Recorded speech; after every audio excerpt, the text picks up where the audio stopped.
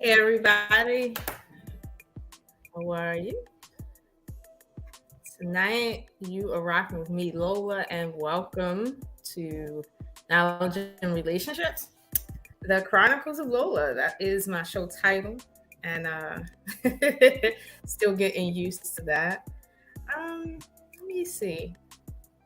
Okay, I don't think I have all of my chat power here.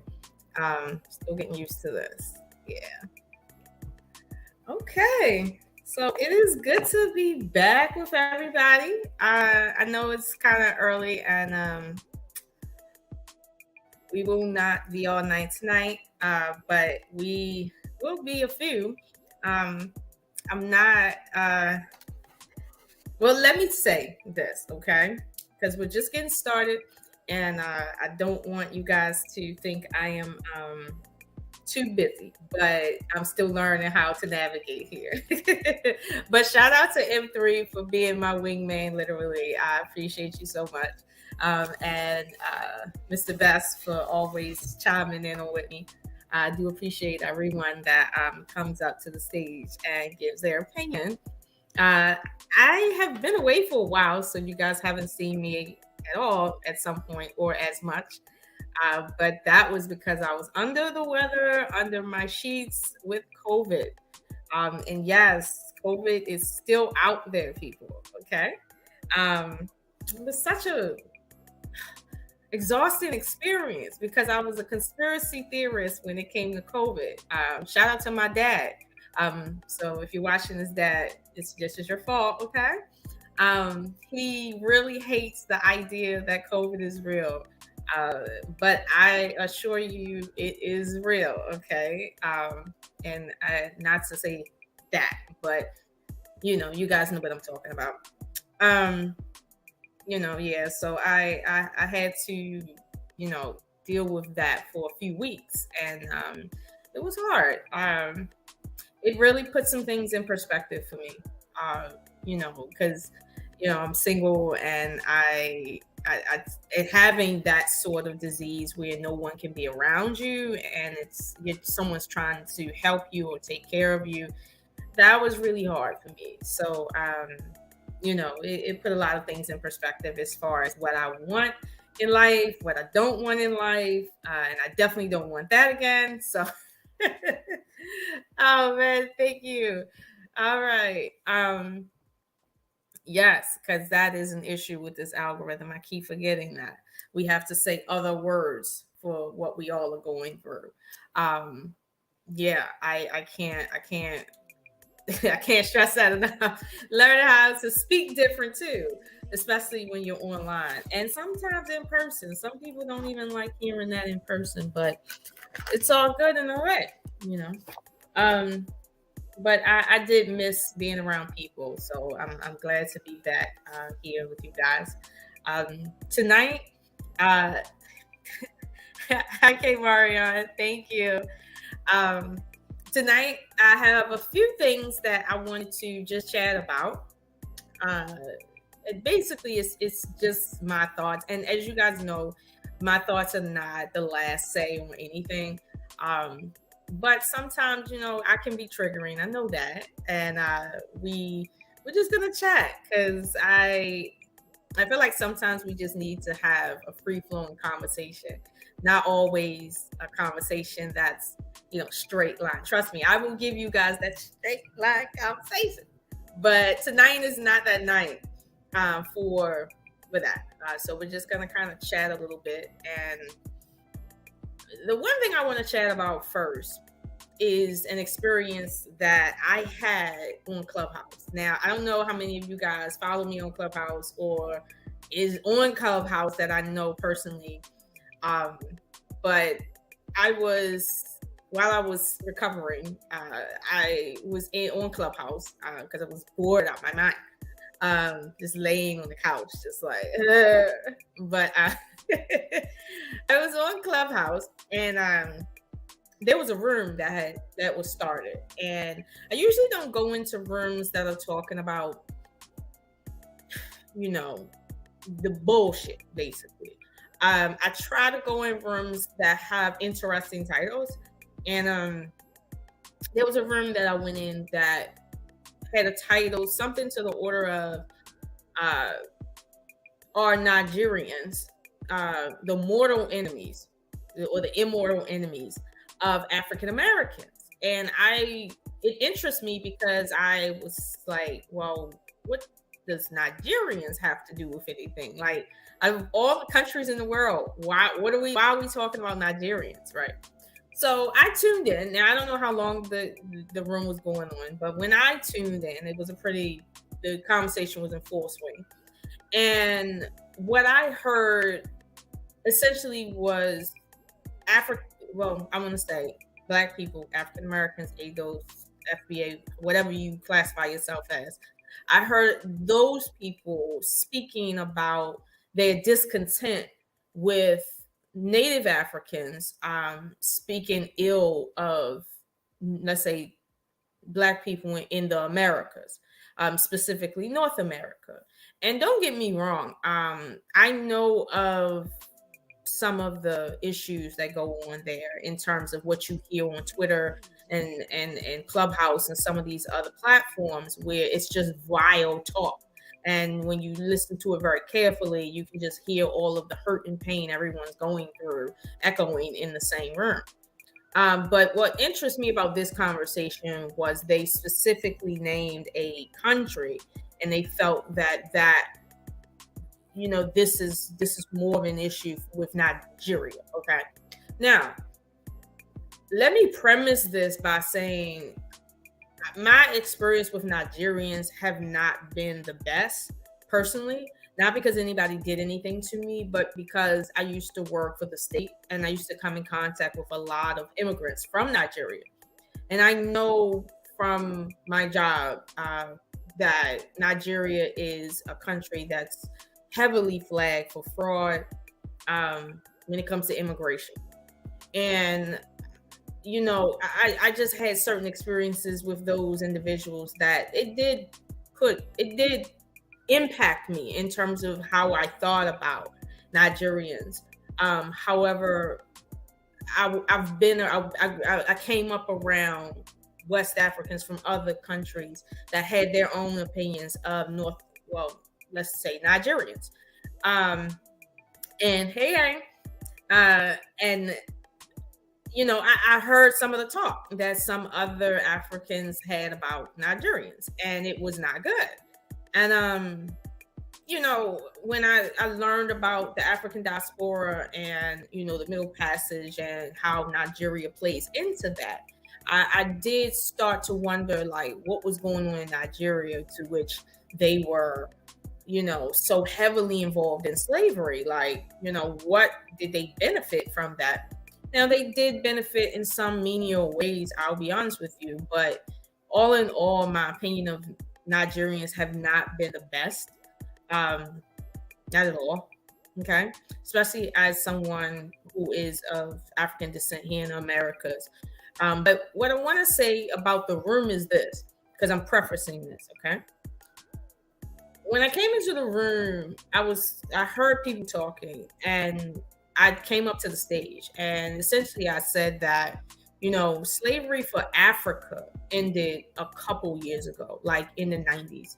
Slavery for us ended in the mid 1800s, and we've had over 100 years, coming up on 200 years of, let's say, something outside of slavery, chattel slavery, to deal with. We've had all sorts of things that we've moved past slavery now into other charters.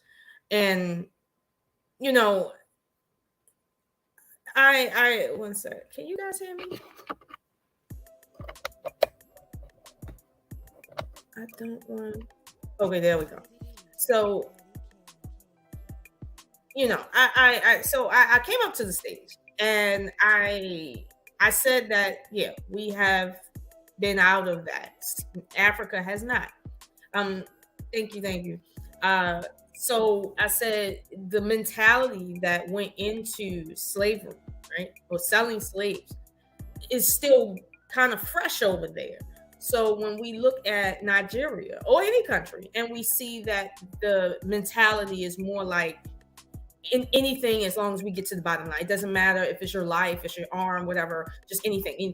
And we're, as African Americans here in the diaspora, we don't really have that same mentality. That culture is very different and foreign to us, so it hits different. And I just wanted to express to the people on stage that I know that you're looking at this and you're saying, okay, well, these people are a certain way, they're our enemies. However, I didn't feel that they were quite anyone's enemy, more so than the culture itself is still healing from something that we have moved past. And I'll be honest with you, Africa as a whole, and this is just my personal opinion, I believe that energy, karma, is not just individual. I feel like nations can create their own karma. And Africa has its own karma to deal with in terms of its history. Okay. So I just wanted to add that little caveat in there, because I don't think people were really thinking about, well, maybe the mentality of those people is still something working on a platform that we're not on. And that's why they have this dog eat dog sort of attitude in circumstances that it's not befitting. I could see if this was Chicago or something, or, I don't know, West Baltimore, but, no, it's not. And so, yes, we're different. When I said that, right, I mentioned African Americans inside of my speech, and a lady, she cut cross me, and she's like, I have to cut cross you to say what I got to say. And one thing about me, I don't fight over the mic, especially on Clubhouse. It's like I will back channel, hey, I got something to say. I don't cut over people. I will let you cut over me because I really don't care that much. But she cut across me and she said, when you're in this room, do not refer to the word we and use the term African American, the phrase African American. Now, I was really taken aback by that, because when I speak, I'm speaking based on who can understand me. Okay. Excuse me, guys. My audio sometimes goes out and I have to reset that joint. There it is.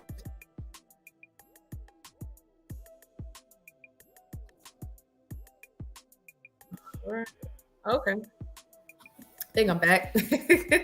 So I felt a little disrespected by that, because I had made it clear of who I was talking about, and the person said clearly, don't use that phrase. And I'm an adult, and I'm like, what do you mean telling me what phrase to use? So she went on to explain that what she mean is, as African Americans, right, because I'm gonna use that term here, we've been away from the continent for over 500 years. So therefore, we're no longer African because we've been away from the continent. And this is where I want to bring this conversation, right, which was so profound to me. Some of you guys that know me, hi, we on Lock Nation. How are you? Peace and blessings. Some of you guys that know me personally, you know that I have a degree in forensics. And so I've studied genetics, and I'm kind of an anthropologist, like, in my nightlife.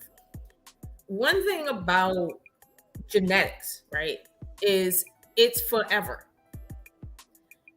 It doesn't matter how many years you genetically have been away from a particular landmass. It doesn't change your genetics. And that is the part that I felt was problematic, because I could agree, as Africans in the diaspora, we are not African in terms of culture. We have a brand new culture. We are a brand new ethnic group. Genetically, we are distinct. However, to say that we do not have that connection there, that connection to West Africa running through our veins, is a problem. That's a real problem. And although when I was on Clubhouse, I didn't overtalk her to try to prove to her what my point was, as far as like Nigerians and Africans in general. But I genuinely said, listen, if you understand who I'm talking about, this is who I'm talking about. And I went on to just say, and this was the last thing I said, was when I walk into a room full of white people or anybody else, and I say African American, they know who I'm talking about. So for anyone here to say, we're not African, don't call us that, I'll be honest with you. Those people are the people that are hurt the most over whatever happened in Africa or because of Africa. And I have to be honest with you, like, I don't feel sad for these people. Like, I really don't. Anytime you would tell another grown person what to say out their mouth when it comes to their when it comes to their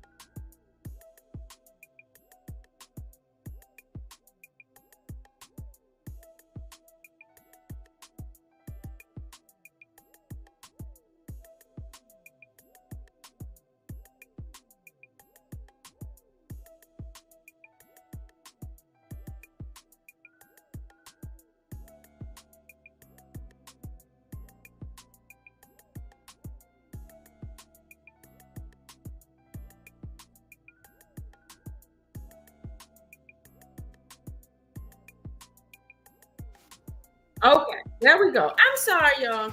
I didn't see that.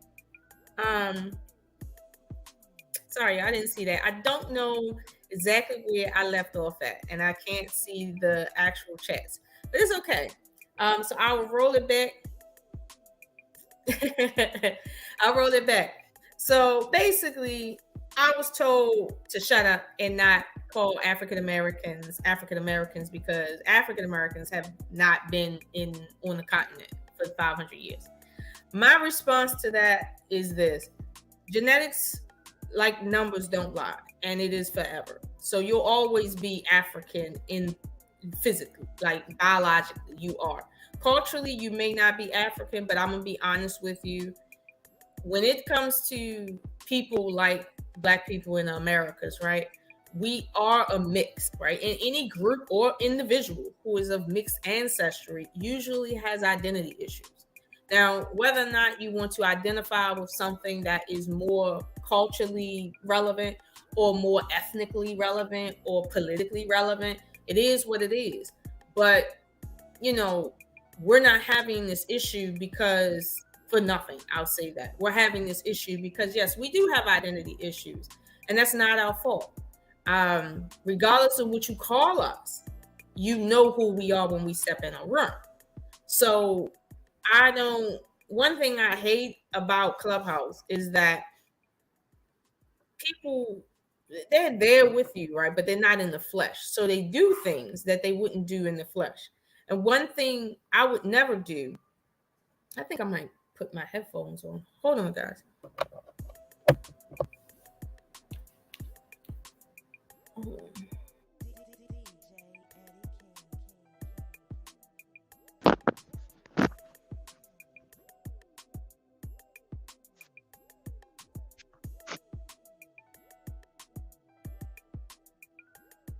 Okay, so I don't know if you guys can hear me very well, but I use my trusted and reliable sound.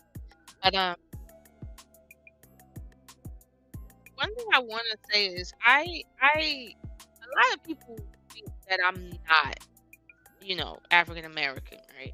And I have to tell people that I have friends that are full like mulattoes in that regard, and they look blacker than me. So this idea about how we look as African Americans and so on and so forth, like Africa, we have a plethora of different types of looks in our ethnic group. However, I would like to put to bed this notion that we're not of African descent because we've been away from Africa. Like I have issues personally with Africans and how they treat African Americans sometimes when they come here. I have a child by a first generation African. So, I've seen firsthand up close some of the stuff that is said. Um, and then some of the stuff that is done, behind closed scenes. So, and it's hurtful. I'm not gonna lie, it's hurtful. But I'm tired of my own people telling me, what we're not gonna be this year or this decade, and we're gonna be something else. I get it with the whole Tariq Nasheed thing, and the whole FBA or ADOS movement. I get that that's more of a political movement, but it doesn't move the needle in terms of who we are and what we're referring to when we refer to ourselves. It's like, let's stop fooling ourselves. At the end of the day, Europeans, okay, are white people that have ancestry in Europe. Period. Like, they do not feel like because they've been away from Europe for 400 to 500 years that they're no longer whatever they are. They're no longer Scottish. They're no longer French blood or Italian blood because they've been away from the Europe as long as African Americans have been away from Africa. It's like, let's just kind of like cut the shit and stop doing that, because it's first of all, it's just very irritating and it causes division between ourselves. And if you're really for your people, right, you're not for petty divisions. And what we call ourselves is like, I don't know what's pettier. Like, if I have to think about what's pettier, I'm gonna lose brain cells. And that's that's something I don't want to do. Let me do a check-in here. If you guys can, I can't see the chat, so that is an issue. But M3, if you can hear me, if I'm still clear, let me know.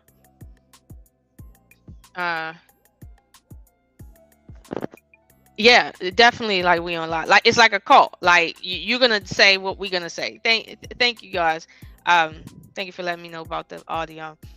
Yeah, it is like a cult, and we're not a cult. We're just an ethnic group amongst many. We're just kind of like a new ethnic group, and it's really not that serious, to be telling people we're not African Americans. We're just say black, and it's like, I'm not black. I'm brown. But you want me to say black because that makes you feel like you're less connected to Africa, when in reality, if I swab your mouth and I'm gonna say, oh, this belongs to someone of African descent. And honestly, to everyone else, we're all the same. To be honest with you, like, we're all the same. So it's like, let's just kind of cut the shit and stop acting like that's not the case. I'm not saying we have to sing Kumbaya with people that are not, foundational Black American. I'm not saying we have to go out our way to, in a sense, be on some Pan-African stuff. Like, I'm not saying that, because that's definitely, my opinion on Pan-Africanism has changed over the years. I don't feel that helps foundational Black Americans. I feel, if anything, the other way around helps Africa, but it doesn't help us going forward. Not in any degree worth talking about. Like, not at all. And maybe I'm an American in that regard, because anything under 10% of the population we don't give a shit about. But like, something that affects 2 to 1%, I don't care. Like, honestly, and like, I'm not about to get upset over that. I'm not. Now, let me say this. I heard some of the things that was said about African Americans by Nigerians. Okay, they played several clips in that room, and I'll say this: the way Native Africans like make little statements about us, basically drawing all of our ethnic group down to the lowest of the low, meaning to say, well, all of you guys wear your pants sagging, and all of you girls got BBLs, whatever. Stereotypes, right? That really only affect the lowest of the economic chain of people. You know, I'll be honest with you, as African Americans, we kind of do the same to Africans, because when we talk about Africans, we think of them living off the grid in mud huts. You know, everybody living in a situation where they don't have running electricity, stuff like that. Now it affects the lower class. Now I will say the lower class over there is a bit larger than here in the African American community, as far as numbers by far, but still we tend to look at Native Africans from America in the lowest light that one can look at them in. We don't look at them in terms of the neighborhoods that are very affluent over there, and the Native Africans that live in these affluent neighborhoods and have power and stuff like that. We don't think of them in that way. We just don't know it that way. So I'll be honest with you, I think there's some blame to go around on both sides. I do. As far as the stereotyping is concerned. I remember one time, this was years ago, my son's grandmother, she told me, she said, you know, where I come from, we call you Bushmani, right? And I said, what do you mean Bushmani, right? And she said, you know, like wild people, right? We call you guys wild people. Like people of the bush. And you know, it was giving off, you know, the first humans vibe from Game of Thrones, like, you know, the wild people sort of thing. And so in my mind I was like, what makes you think we wild? And so I asked her, I said, do you still feel that way now that you've been in America for, I think at that time, like 20 years, like over 20 years? And she said, no, it's not that you guys are wild. It's just that's what we call you guys back home. Real flagrant like that, right? So in my mind, I'm like, to be honest, we kind of feel like you guys are the wild bushmen, because you guys really have actual bushes. And the only people around here that do stuff like wild bushmen type of white people that live off the grid. So yeah, there was some bias on both sides, I'll be honest with you, because her family doesn't come from like that sort of neighborhood as far as like Africa is concerned, but there was some bias there, and well maybe ignorant bias. But I say all that to say that experience on Clubhouse was something that it really moved me, because I understood where the lady was coming from. You know, she wanted to be distinct, but the truth of the matter is we're not that distinct. Like, it's just not. Like, we have the same genetics running through us as people in Jamaica have, and the people in you know, all the way down in Chile, like, you know, black people down there, like all the way down up in Brazil. Everybody know more Africans in the diaspora in Brazil than anywhere else. So, you know, that really impacted me in terms of how I operate and move within my own community when it comes to how I speak about us. And I just want to kind of put that out there, that, you know, there's no need to distinguish yourself from Africa no more than Asian Americans distinguish themselves from being North Korean. You know, if they North Korean, they North Korean. They, like, you know, if they've been in America 100 years, okay, they just North Koreans that been in America 100 years. Like, you know, they not doing all of that. So I feel like, as far as African Americans are concerned, y'all need to chill out. Like, real talk, y'all need to chill out. So, like I said, I can't see the chat. But hold on, maybe I can see the chat. Wait a minute, hold on. Maybe I can. I got my little trusty phone here. Hold on. I can see it. Let me see. Yeah, I can see the chat. I can see the chat at some point. Okay, so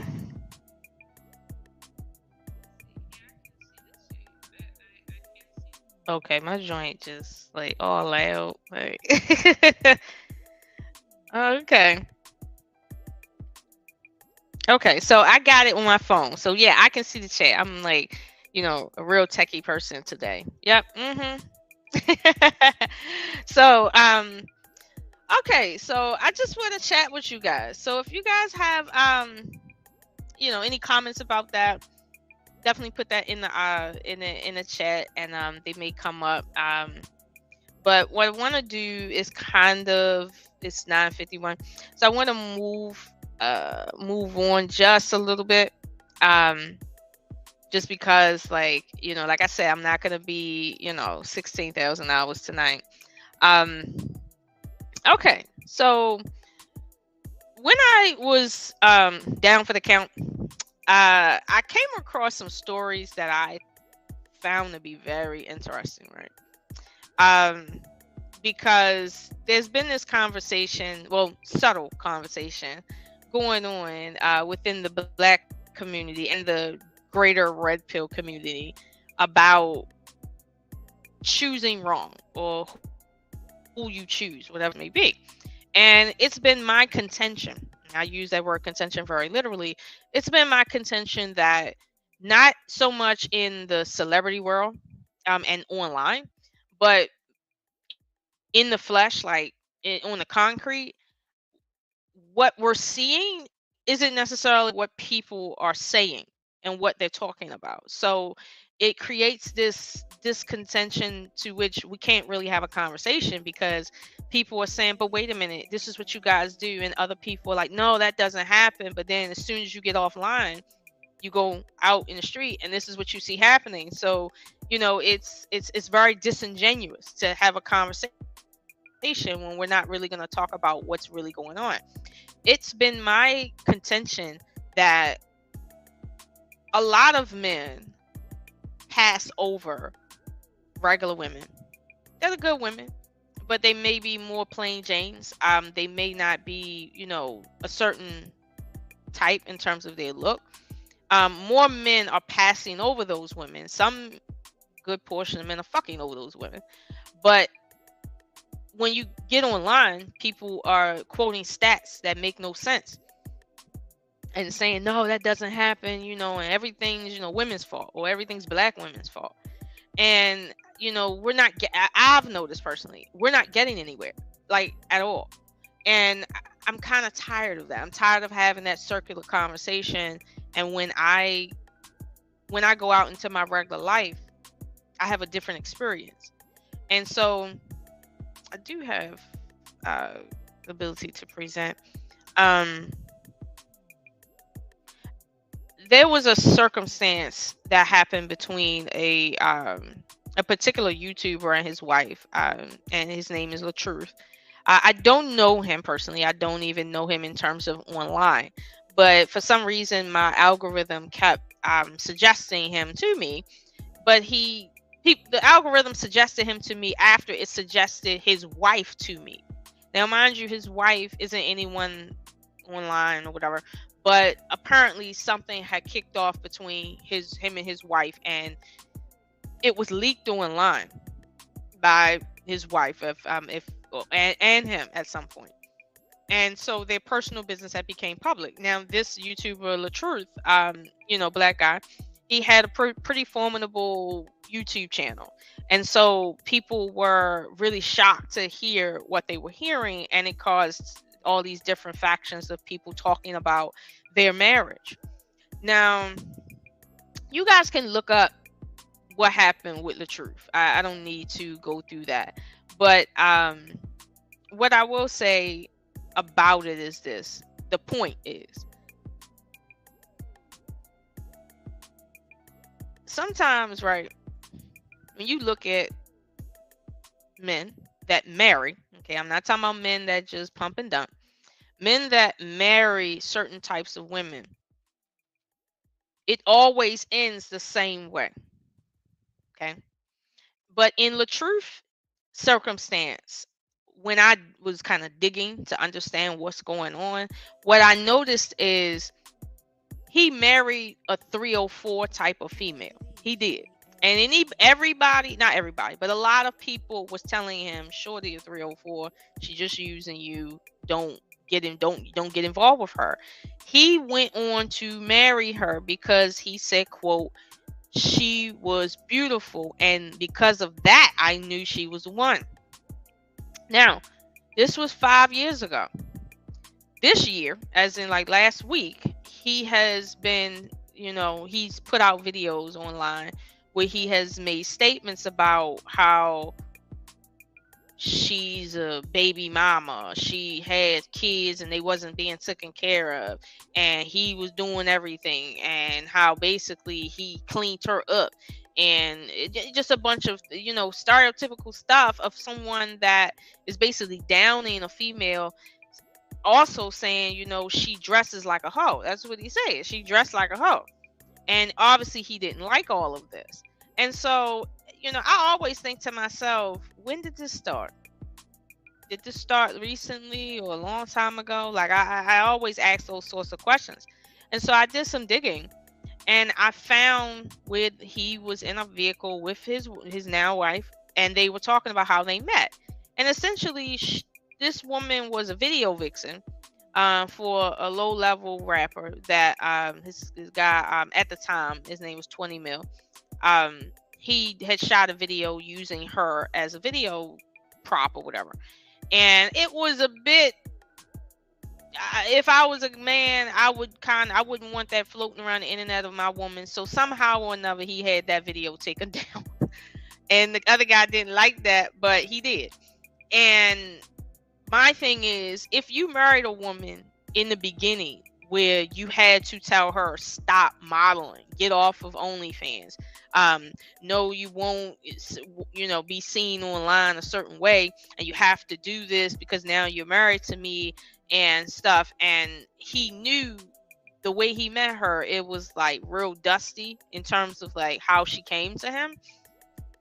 I'm like, chances are she probably gonna stay that way. Okay. Now, I noticed in his video with his now wife 5 years ago, he wasn't talking about how she came to the table with 3 kids and she was this and was that, and blah, blah, blah. That wasn't the conversation. But when I look at the videos of her 5 years ago, I'm like, she clearly was dressing crazy, still had 3 kids, and you could feel the energy on her. It was like, that typical stereotypical energy that they say Black women have. And so I'm like, a guy like you, who, as he said, he had all these YouTube followers, you could afford to pick a nice girl, I'm sure of it. But he picked her. And my thing is, as a man, sure, pick who you want to pick. But don't complain later when you pick that girl and she acts like exactly how she is. So now she's doing the same things. And now that he's a little bit older and a little bit wiser, he doesn't like that. And he feels like, him and her, they're not gonna make it, because now is DV involved, okay? Them hands and feet, okay? And so I watched some of the stuff that was going on, and I was like, this is childish, like they get into a scuffle because she wants to take his phone, and he's like, you're not getting my phone, and then they get into a tussle over him not giving her a phone. She hits him. He goes back, and then something about a plastic cover that he put over top of her to stop her from kicking him or something. And then I think she hit her hand or something and had to go to the hospital. And she was claiming that he abused her or whatever. Her father got involved. It was a big mess.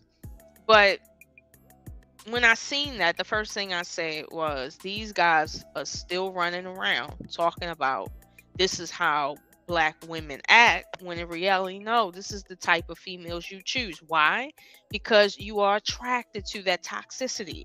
You like the fact that they look the way they look and they act the way they act. But then when you get them in private a few years down the line, y'all just be like, what is this? Where did this come from? Looking crazy. And then nobody cares. Like, nobody cares. And it's the same thing. I did leave a comment, and I said that, this is who you chose. Now, if you don't want it, unchoose it. But blasting your personal business online is unbecoming of a woman, and I don't feel sorry for you. If you unhappy in your marriage, you were supposed to go to your father, your counselor, your pastor, your imam, your parents, whatever the case may be, to give them your side of the story and let them hear his side. But the fact that you want to get online and give your side, and then, just basically just give some of the information, not all of the information, that really pissed me off. And honestly, he probably is the type of guy that's not the best husband. He probably is. But my problem was, what are you doing online, blabbing all of your business as a married woman, like a grown married woman? That to me just rubbed me the wrong way. I'm not about that. Yeah, I'm not about that life. Not like that. Like, it's ways to do it, but if you really need to do it, like on some Nia Long stuff. But I don't see Nia Long blabbing all her business out there, and honestly, all her business is out there. So it's like, this is crazy. And I get it. People gonna be immature if they're immature. Let me see this. We don't lie. These are the same people that get women pregnant and proclaim that it was her fault getting pregnant in the first place. Yeah. And as LaTruth said, him and his wife they have one child together, and because of that, all of her children get the benefit according to him. Now he now he says that now that he got her pregnant, and this right here is the fuckery. Like, seriously, this right here. And I'm sure other women, he had access to other women that were not a 304, that was not on some old raw, always fighting and stuff, on some masculine stuff. But here it is, he chose this masculine woman to be his wife. And you're not going to tell me it was because he didn't have a choice. This dude had money, he had influence, he had a little bit of, he had a little bit of clout and all that. And that's who he chose. So, I'm like, okay, so what's really good here? I don't care. I don't care. And this is why when men be talking about like the passport guys, right? I really want to know, who cares? Like, who cares about you leaving the country? At the end of the day, you choose screwed up people here. All you can do is go there and choose screwed up people there. And the only difference is it's just going to be on some international screw up stuff. Like, who cares? Like, really? Like, you guys are not choosing with these types of men. They're not choosing the women they actually have access to, because they don't want those women. Pure and simple. They don't. And I know black women get a lot of the spotlight, but then black women are not the only ones that choose who they want. Black men choose who they want too. Now, I'll say this: LaTruth's brother is also a notable YouTuber. I watched his content, Kevin Wesley, and I like his brother's content too. I'm actually subscribed to him. However, when his brother heard about this, he gave a statement, and he said basically, if his brother, abused anyone, he doesn't support that. However, he doesn't support women being provocative and putting their hands on people and, basically committing DV, and then expecting for someone to be, emotionally stoic and not respond. I get what he's saying too. I really do. But I feel like it was very tasteless for the shorty to come online and put the business out there, claiming that she's been protecting his image for so many years, and now she want to break her silence. My thing is, if you've been silent, then you need to stay silent. Okay, if you don't want him, go where you, as they say, go where you're appreciated. Just do that. You know what I mean? Like, seriously. You a nice looking girl according to him. Go get somebody. So, I felt like that was just a sad circumstance because they family. And that shouldn't be the way it is. You know what I mean? Like, your family got to get involved in everybody online talking. It's like, do you niggas pick up the phone and call each other anymore? Like, I really want to know. Somebody put in the chat, when the last time somebody picked up the phone and called somebody and said, hey, I got a problem with what you said or what you did. Like, I believe if you're a woman pregnant and you decide to leave, you remove from her. Well, okay, let me say this. We on Lock Nation about women in China. China has had a issue with population, for a long time. And they've made some rules that have been very I'm not going to say that those rules really worked out for them in the end, but they have, and the way that their culture regards women that get pregnant by outsiders and versus insiders is very different. And honestly, I don't think most people in America would agree that if you have a child by someone who's not of your same tribe, that your child should not be given health care. Like I don't, or if if you have a child that wasn't sanctioned by the government, that the government shouldn't provide free education for your child in terms of public school because of how they came to be, stuff like that. Here in America, we don't operate that way. And don't get me wrong, there is a traditional culture here of having children outside of wedlock, outside of your race. There is a culture here that says what's right and what's wrong. However, regardless of who had what, in the West, we just don't operate the way China operates. Like the way they seek to regulate, it's not the same way we regulate here. We regulate here from a standpoint of like, as I want to call, soft influence. Not China does hard influence. Like that's a hard influence right there. And honestly, I can't say I agree with China on that. I mean, they can do what they want to do, but I don't agree that right there is the correct way to do it. I just don't. This white power structure has did a great job of separating black people by manipulation. Yes. I mean, but keep in mind, if we was on top and we needed to control white people, we probably do the same thing. So, and I'm not saying they was right for that. I'm just saying we can expect stuff like that. Because if I wanted to, control a people, I would try to control them with less funds as possible. So I would have to infiltrate them from the inside to save money. So that's what they do. Now, if we know that, then it's really our fault for letting that happen. As we say, if a woman open her legs, it's her fault if she get pregnant if she didn't protect herself. Hold on. Hey, Mr. Bass, you there?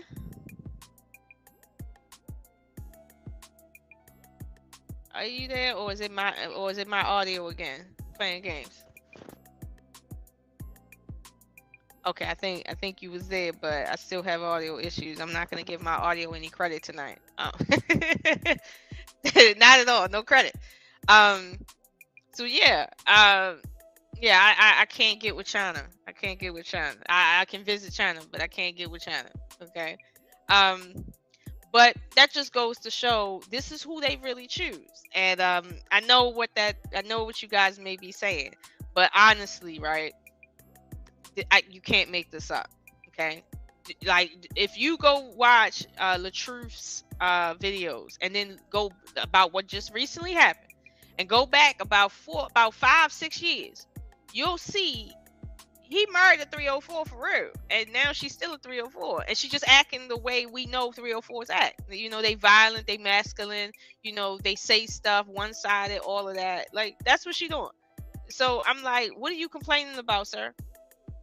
And he seemed like he could really be a good guy, like if he really, put his mind to it. But this is who they really choose. And I'm like, I ain't making this up. This is what y'all doing. So stop complaining. I don't want to hear your shit. Like, I really don't. Now, that circumstance, it was weird because when I found out about what happened with that YouTuber, Mr. LaTruth and Miss LaTruth, then I found out through the algorithm this circumstance with DJ Academic. Now, DJ Academic, I'm not a fan of DJ Academic. I really don't know DJ Academic. Y'all hear me out here? Yeah, I hear you now. Oh, easy. Uh-oh. I hear you now. Oh, man. Oh, man. Here we go. All right. Now, like I said, I'm not the biggest person on DJ Academics. I know about him. I know, where he come from, the platforms he on. I get that. But, I'm not going to pretend that I know everything about this man. But one thing I will say is when you put your information out there online, it's kind of out there forever. So people can research it forever. when I seen the interview that he had on the podcast with Fresh and Fit recently, where he made the comment about the lady with the BBL. I think she was Hispanic. She could have been something else, but she had a very deep voice. And he made a comment to her about that, and some other comments about whether or not she was of the if she was trans.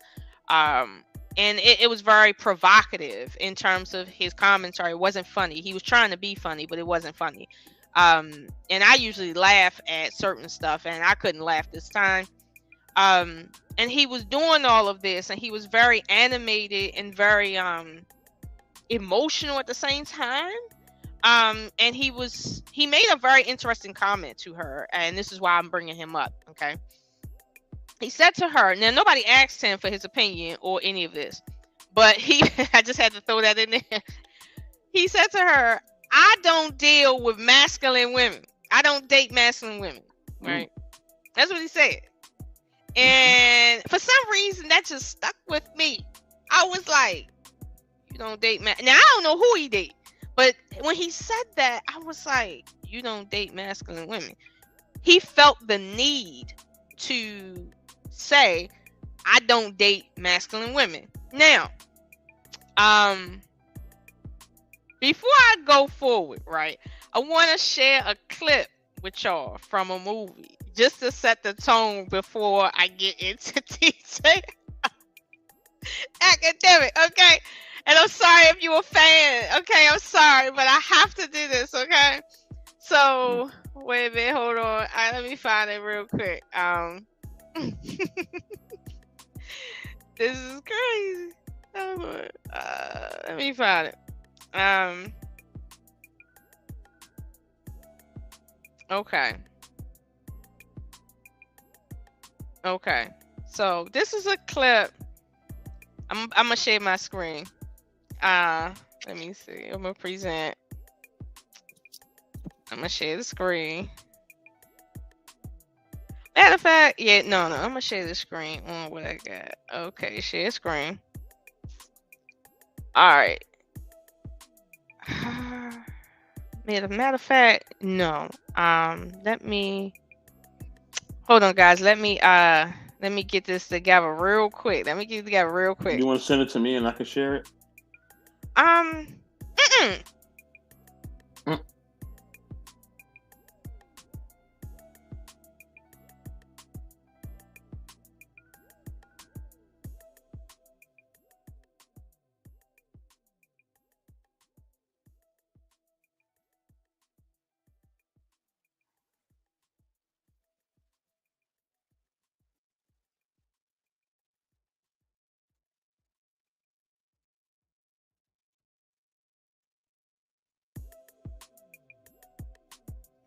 Okay, so all right, I'm gonna share this screen with y'all.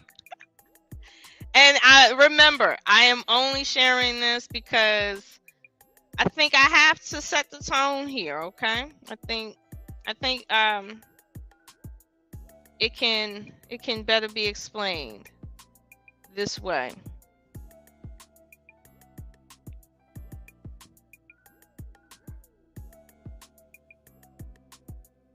All right. Okay, there we go. I was wondering, when is it going to catch up? So this is a clip from Game of Thrones, right? And I want you guys just to pay attention to the point here, okay? Never mind some of the crazy way people look. Just pay attention to the point, okay? So I'm going to play it. Hopefully this is fair use, okay? It's just for commentary. This is not for you guys to talk about Game of Thrones, okay? But I just want you guys to see the point that's being drawn here by Mr. Tywin Lannister. Now, if you don't know who Tywin Lannister is, thank you guys. Tywin Lannister is the grandfather of Joffrey Lannister here. The older guy with the older kind of skinny guy. So I'm gonna play this, and I just want you guys just watch, and you may know where I'm going, but just give it a watch, okay? All right.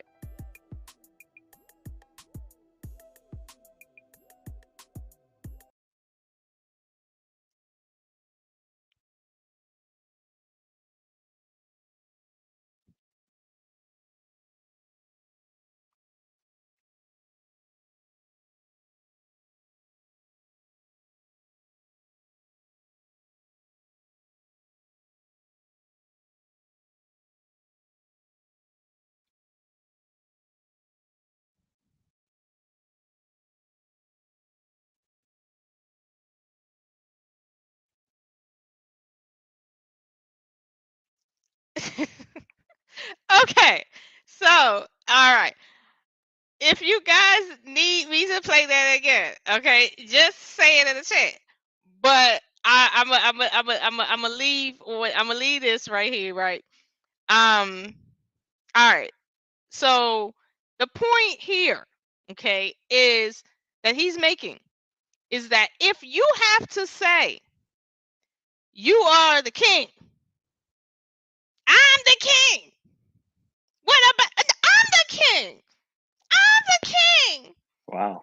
You ain't no damn king. Period. You know who the king is in this scene right here?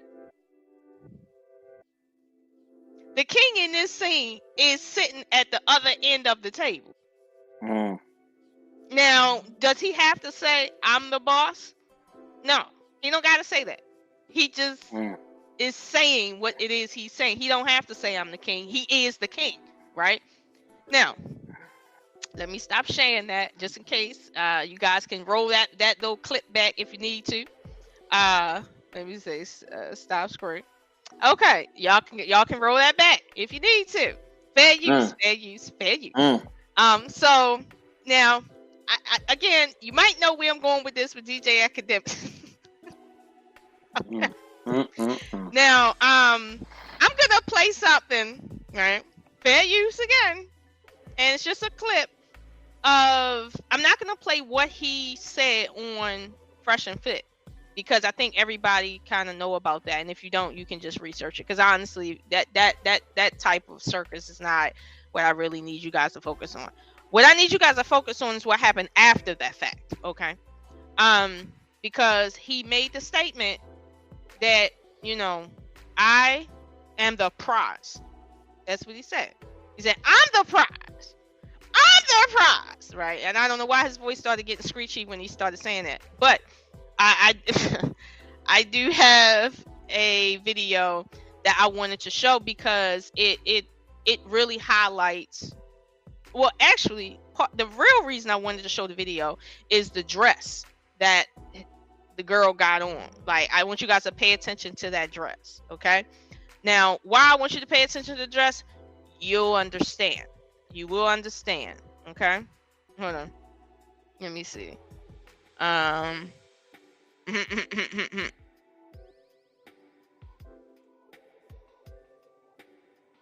Okay. So, all right. So this is fair use. Hold on. I want to put it at the beginning. I don't know why the video wants to start from. Yeah, I'm gonna push it back. Okay. So this is fair use. I'm just gonna play a few seconds just so you guys can understand the context of people screaming what they are. Okay. So I'm gonna let this fly again just for a few seconds.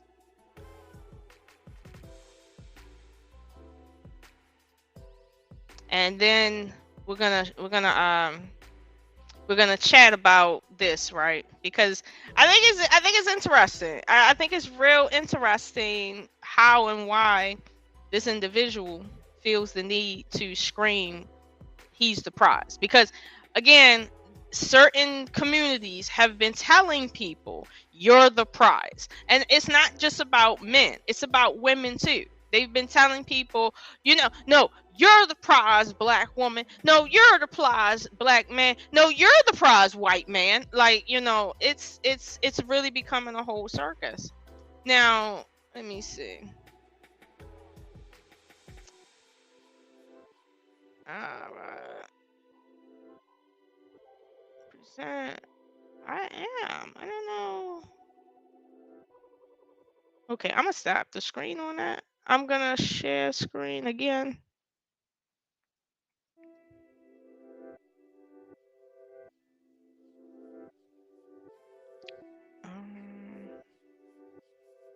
Okay, so I want to be sure that. Hold on, I'm gonna stop it just to be sure that I got the audio right on this joint.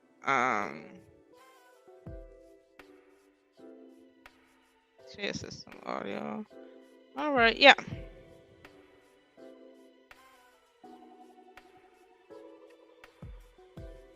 Okay, so I'm gonna share this, and this is fair use again.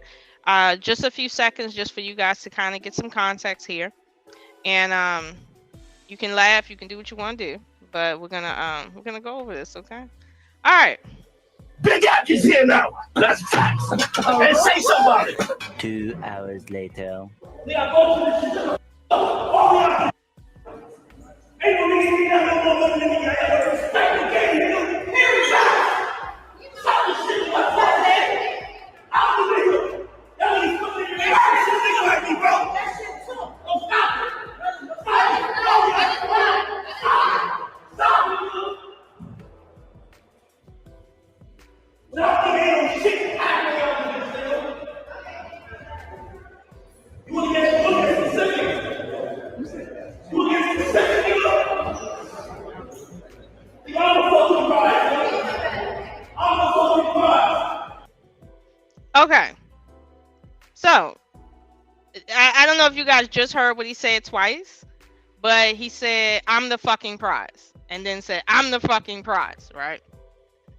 Now, I ain't gonna replay this, because again, y'all can replay this on the restream, right? But,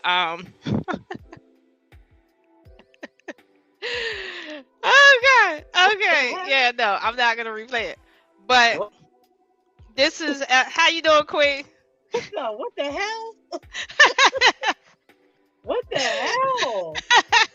Wait, hold on. Here's the thing. Listen, I didn't birth this dude, so I can't tell you why he's doing what he's doing. But no. I just wanted people to see that clip right there, right? Because like I said, he made the statement, okay? I'm the prize. He's the prize, right? Now, if Tywin Lannister is correct, right? Other people should see that he's the prize. Because if he the prize, right? Now, keep in mind, I told everybody, pay attention to the dress, right? That little black and white dress she had on. Pay attention to that. All right. Pay attention to that. What Yeah, you know what's about to come, right? You know what I'm about to do. I ain't ready for you. I ain't ready for you, Lola. Listen, y'all know I was an investigator. Okay, I'm about to do it to y'all now. I gotta do it. I'm so sorry. Hold on. This is the last one. Now, the reason why I had to play that, okay, is because again, if this dude is the prize, like he said, because these Negroes got him really feeling himself, talking about he the prize. Somebody told him he the prize. He never knew that before somebody told him he was the prize.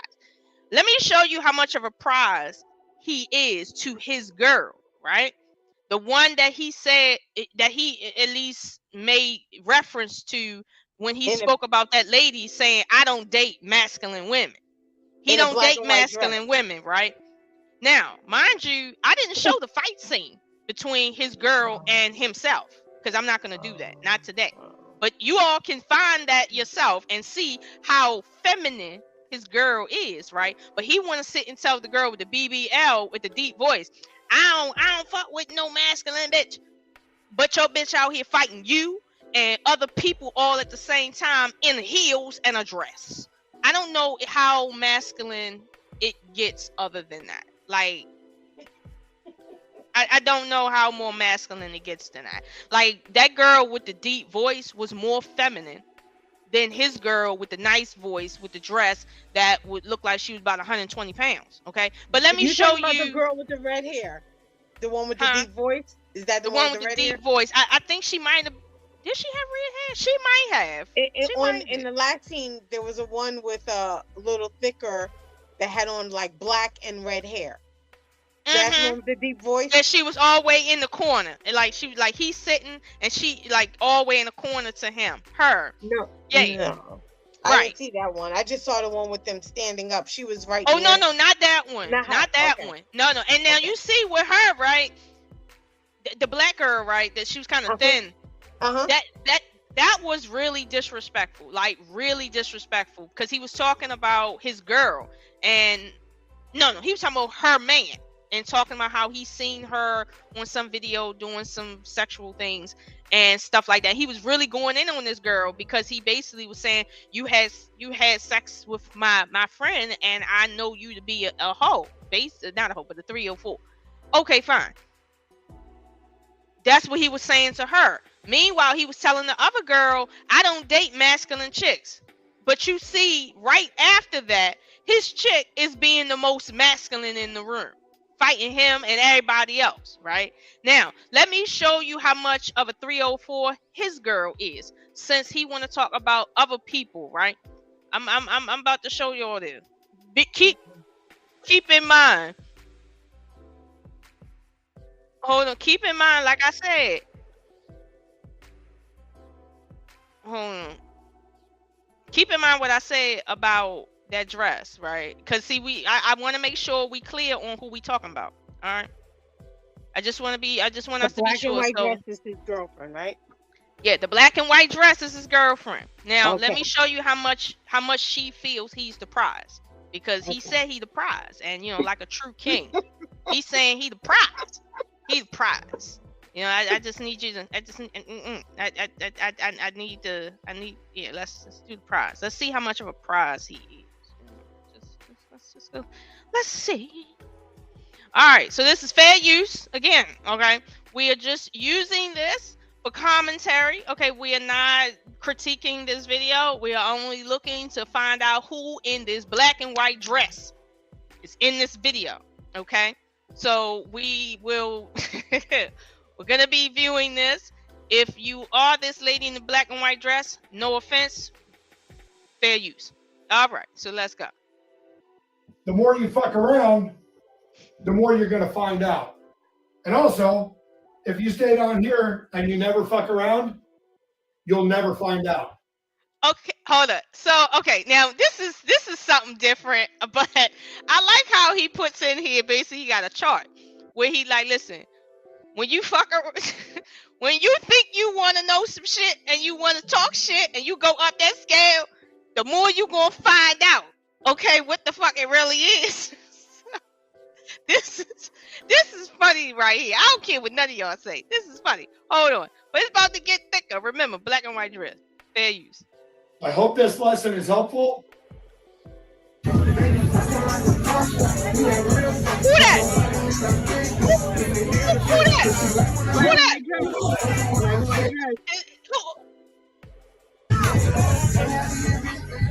Who she dancing with? Hold on. Who she dancing in front of? I don't know. Don't look like him. Hold on. We about to see. She about to try to make her. Look at her. This a bitch Trump. This your girl academic.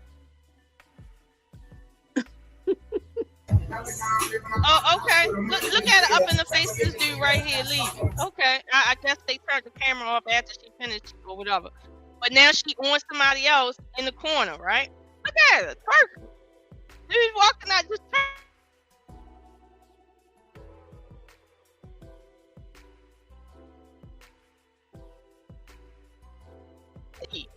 okay. I think we've seen enough of her. But this right here is what these dudes is yelling out is feminine. This right here. That. The black and white dress. That's the feminine chick. Meanwhile, the deep voice woman that can't help how deep or high her voice is. This is the female he want to sit and say, I don't know, if you a chick, you could be a nigger. Sure. She might be, right? It's strange that she or he, whatever the case may be, is more feminine than your chick. So when we go back to Tywin Lannister, where he says, if you was really that, you wouldn't have to say that. This is what I'm talking about. These dudes right here. So just like Mr. LaTruth, this is the guy who, swear to God, that he done chose a feminine, submissive, friendly woman. Meanwhile, the women he could be with, he done passed over all of them for this. And in my life, and I'll be honest with you, Queen, in my life, what I see is just this on the street. Dudes will literally pass over good women, regular women, plain Janes, whatever, Mm-hmm. for these right here. Mm-hmm. And then they will say, well, we just looking for fun. Now, mind you, while they looking for fun, they making babies. They creating body counts. They spreading STDs. They breaking hearts, causing chicks to have all sorts of trauma. They're causing their own trauma. It's a bunch of stuff going on while they just having fun. Not spreading STDs, Lola. I'm just saying, it's a lot going on. But the reason why it's going on is because you're not really being true to your word. And this is in large. It's not like this is like this is a small minority of circumstances. And this is where, like I said in the beginning, I was really taken aback when people kept saying, no, good women are being picked up. They're being wifed. And I'm like, first of all, in the black community, ain't too many people being wifed. It don't matter what they is. Second of all, for the ones that are being wifed, I'm seeing more weddings with women coming in white dresses with nothing but hardly their nipples covered, in white dresses. Okay. Let me say this again, in white dresses with hardly their nipples covered, and I'm sitting here like, you can't see she a 304. No, they like it. I don't get it. I don't get it. But then they complain on these shows talking about who's not feminine. No, but then they get mad. They get mad when they get with them and they get used and they playing them like a game of soccer. Then they go over to the basketball court, they playing them, and all while they all meeting up at the Shake Shack. You know what I mean? So, one big gumbo pot just mixed up all together. One big gumbo just boiling for no reason. And then you wonder why you get bitter. That dude exhibited more emotions and immaturity in how he dealt with his emotions than she showed. Right. And we're the emotional ones. We're the ones that have the issues with emotions. If he is such the prize, why are you digging in trash? If you are the prize, what you doing dig slumming? in trash for your envelope. You don't dig in trash for your bag. You go to where the prize is, and you're given a nice bag. Like, I never seen it before. But I've never seen it to this degree either before. But they call thought hoes, those, nose, whatever you want to call them. They go, dipsy doodles, you know what I mean? Yoo-hoos, I don't know. Chocolate, I don't know.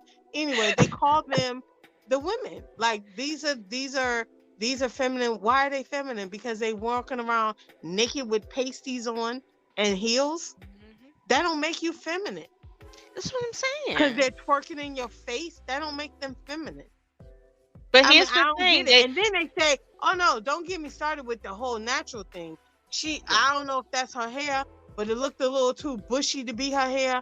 Weave down to the calves on the floor. You know what I mean? Like, I don't get it.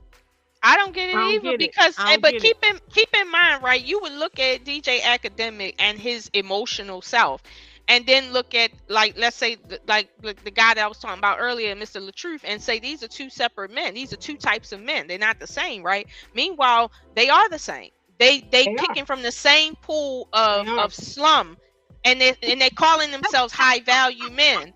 They're saying that I'm the prize. Meanwhile, the prize is in the gutter, sitting here picking everything they can find in the gut, the dirtiest gutter mule they can find. That's what they picking. And I'm sitting here like, but then when it all goes to shit, they online talking about, oh, she dressed like a 304. Oh, she out here, she masculine. Meanwhile, these are the females that you got in your bed from. Like, for real, your wife, your girlfriend, your number one girlfriend, this who you got. And it's like, yo, stop telling me that y'all be wifing good girls. No, you don't wife good girls. That's not what it is. I'm not saying they don't. But they not doing that in the degree that they say they do. This is why we have a manufactured world of bitter Bens and bitter Bettys. because of situations like this. You said they go into the slum. It's like I'm digging in the toilet and think I'm about to put out a diamond. Right. This ain't blood diamond. This ain't Africa. You know what I mean? I'm digging in the toilet. Something that's supposed to be flushed and sent away. And I'm sticking my hand in there thinking I'm going to pull out a gold nugget. Now, if I ain't swallow a gold nugget ain't coming out of me. Right. That's all I'm going to say. So I'm putting my hand in there hoping that I'm going to get a gold nugget, and I just come up with it may even be floral. It may even be, they got potpourri. You spray it and you don't smell nothing. It may come out smelling like a bed of roses. But guess what? That scent is going to wear off. And the shit that's on your hand is the shit that's on your hand. And it's your fault because you chose it. You went after it. So how value are you if you have to go in the trash to find your diamond? Right. Now look at, we on Lock Nation. You said this was one of the reasons why you went to interview Umar Johnson about the how to basically correct the answer to this question. Now, this is not really an age-old question. This isn't as old as you may think it is, because historically, right, women have always been held to the standard of who they choose in terms of quality, in terms of pedigree for the men that father their children. That's been historically the one that has had the burden of this question. It has not been men. Men could always be of high-born nature and go and slum and create bastards and then have babies with high-born women, and they are good.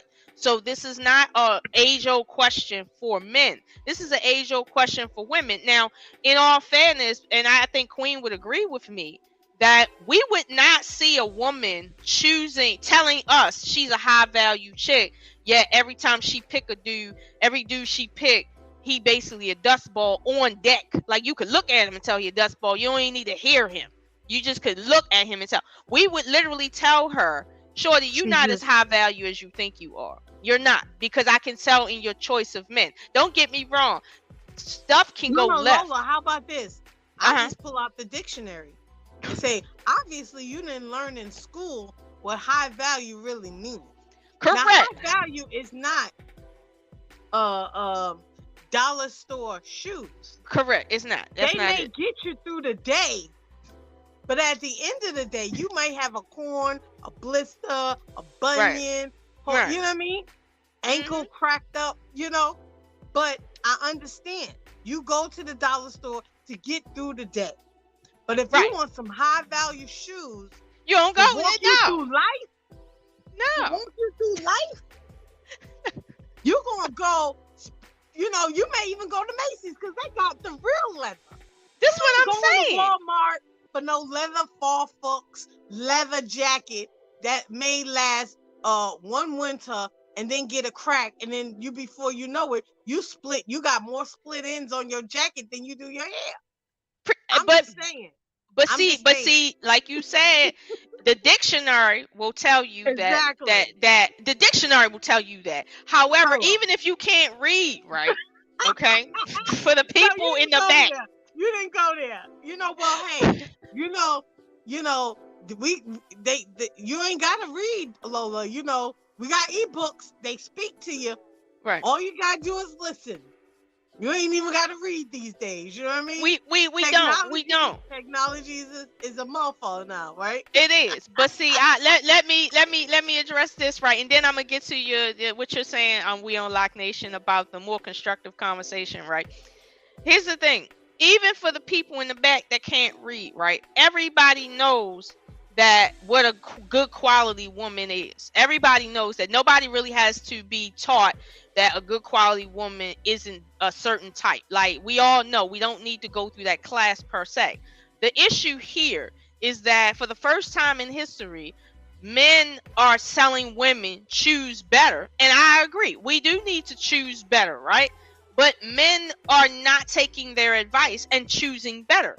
They're instead saying, well, let me choose the same type of women in another country. Let me choose the same type of women from a different ethnic group. So it still goes on.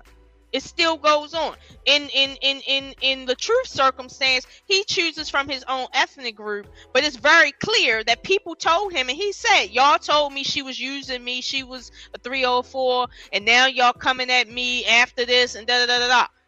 Everybody's seen what it was on deck. Seriously, and it's still the same way it is on deck. And then she was masculine, she wasn't friendly, she wasn't like, come on, like that's not what that was. So why in the world did you pick her? As you said, she looked good to you. She played a part in your life. However, same thing with DJ Academics. He might be a loud type of, feminine type of dude, but he did the same thing. Picked a chick that looked nice, but she was just as masculine as she could possibly be. And here's the thing. She a whole 304 that don't think he's a prize of no sort. Because I'm going to tell you something. If my man was a prize, and I felt like he was a prize, I wouldn't be in no damn club. First of all, ain't nobody about to snap no picture of me in no damn club. First of all, I don't even want to be in no club when I got a man and I know he a prize for real. That's not where I'm at when I got a prize man. Now, when I got a man that I'm like, okay, I don't really care if we get together or if we stay together, whatever the case may be. Yeah, I go out to the club. I might not, be out here doing what she was doing. But yeah, I might do that. But what she did, I don't even want to hear though. He need to keep the word prize out his mouth. That's what he need to do. Okay. And all these men that are out here telling females that they need to choose better, stop doing that. So keep that out your mouth, because at the end of the day, all of you, and I mean all of you, have a choosing problem. Okay. Even the men who are choosing wives have a choosing problem.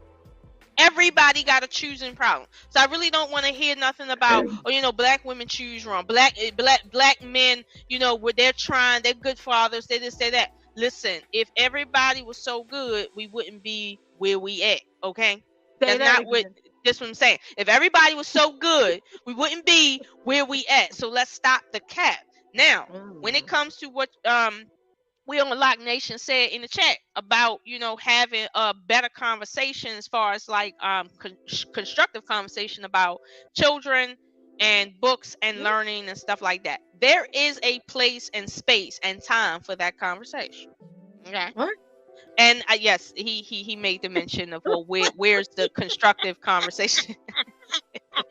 I'm gonna agree with we on Lock Nation. Hold on.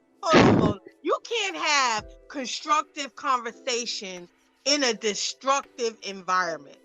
You know what I mean? Like, come on. Yeah. Like, the place is condemned. Like, you're gonna have to tear it down to rebuild it. That's why when you see construction happen, what do? They bring in them things, they tear the building down, they dig a hole, and they rebuild them. You cannot have constructive conversations with a destructive environment. It ain't gonna work. Now keep in mind with the destructive environment, right?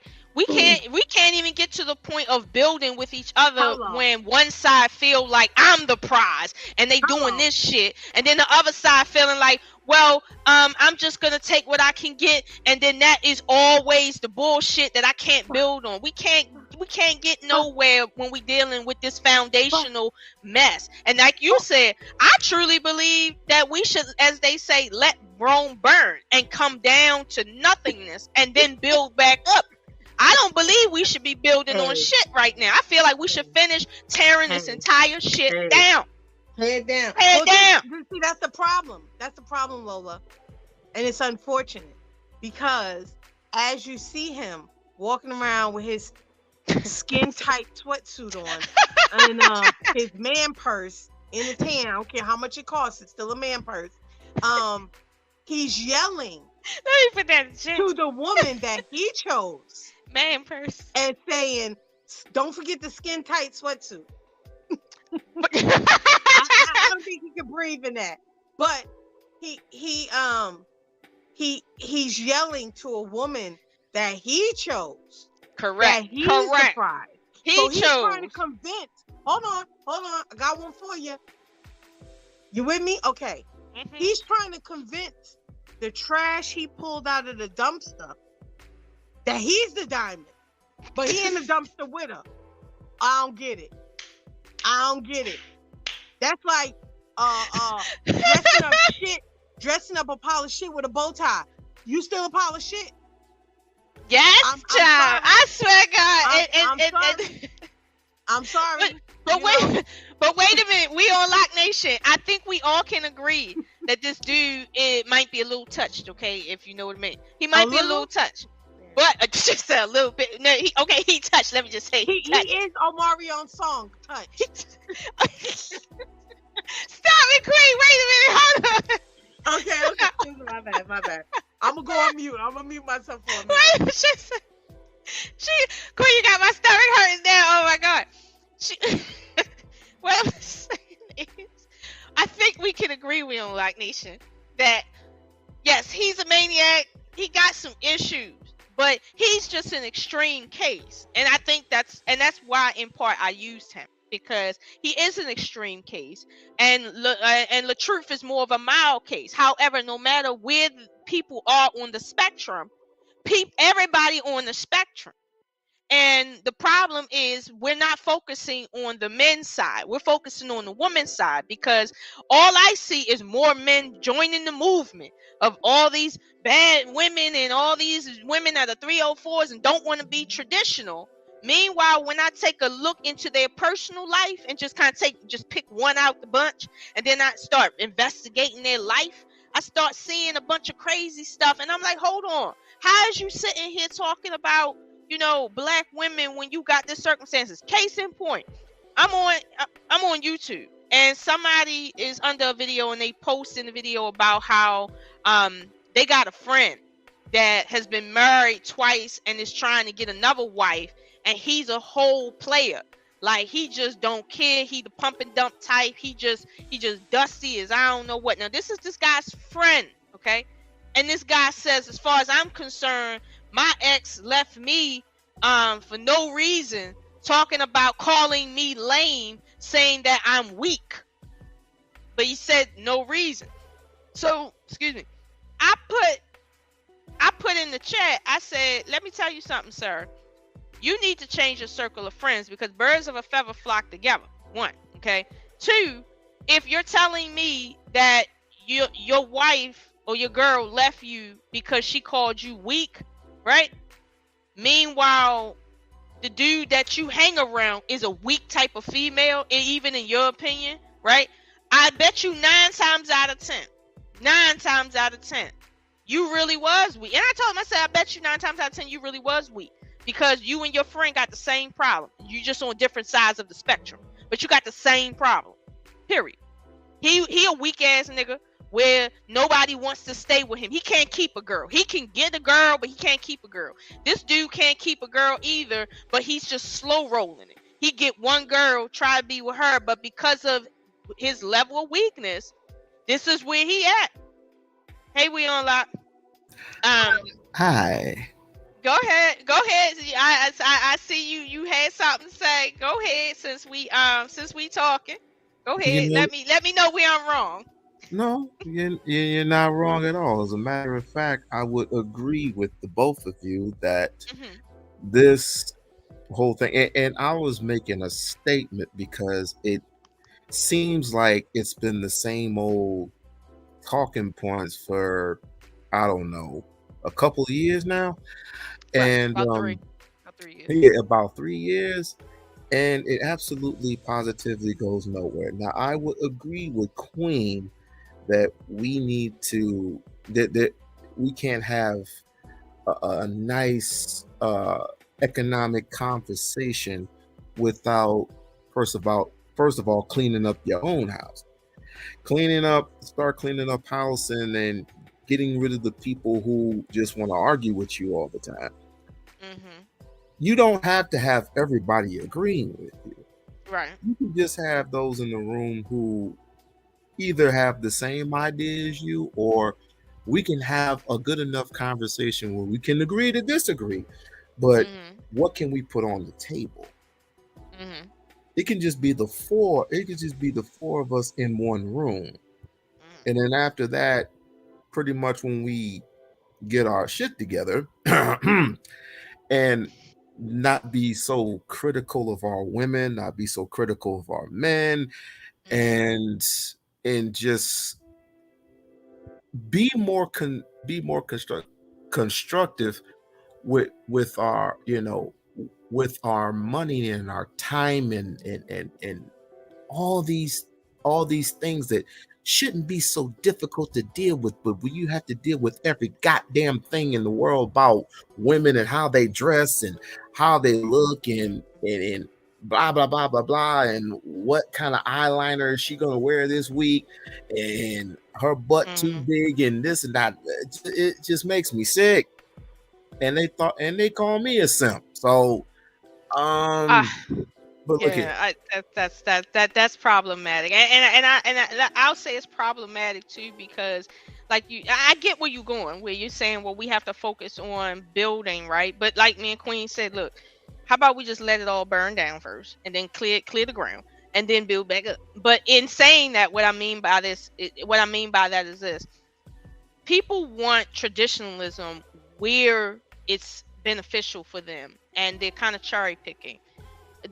Traditionalism doesn't exist in a vacuum. Meaning, traditionalism isn't just women that cook and dress mildly.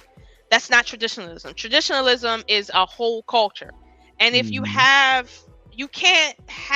cherry pick what part of traditionalism you want and what part you want to leave. You have to take the baby with the bathwater in that respect. You can't throw it out, because when you do, you're gonna cause something else to happen. You can't. It's like, what is the incentive, right, for women to be traditional when it comes to dress, but not how they act? That doesn't make any sense. Like that, it just doesn't go together.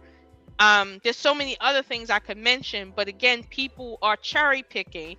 For instance, we talk about it on the women's side, where they want the weddings and the rings, but they don't want to actually be married for what that means. Meaning, when you and your husband are going through stuff, even if it's DV, you keep that in your house. That's your dirty laundry. If you chose that dude and he don't come spend time with his kids and he could care less about going out with you, that's who you choose. Now, if you want to unchoose that dude, do what you need to do, but at least have the decorum to do that behind closed doors, okay? Like, as a woman, I'm not about to sit and tell another woman what's going on between me and my dude. And any dude that would do that between him and his friends, or him and some other woman, that's some bitch shit. But it's like, at the end of the day, people are cherry picking what they want from traditionalism. And my thing is, hey, if we want to have a traditional culture that it has more conservative views and more conservative economic systems, we have to let this liberal, whatever the fuck we got bullshit, burn to the ground, and we got to stomp it out, and then come back up. Let me ask you a question. Can traditional women, can they be doctors? Can they be surgeons? Can they be what you call them, not lawyers, but judges? Can these traditional women be the hierarchy of, let's say, the president of the United States? No. If that is your answer, then we are in more trouble than we are. This is what I'm saying. Let it burn. Let it burn. I disagree. Go ahead. I do think that traditional women can. We live in a society where, unfortunately, most people don't make enough for it to be one income household. That's number one. But I do believe that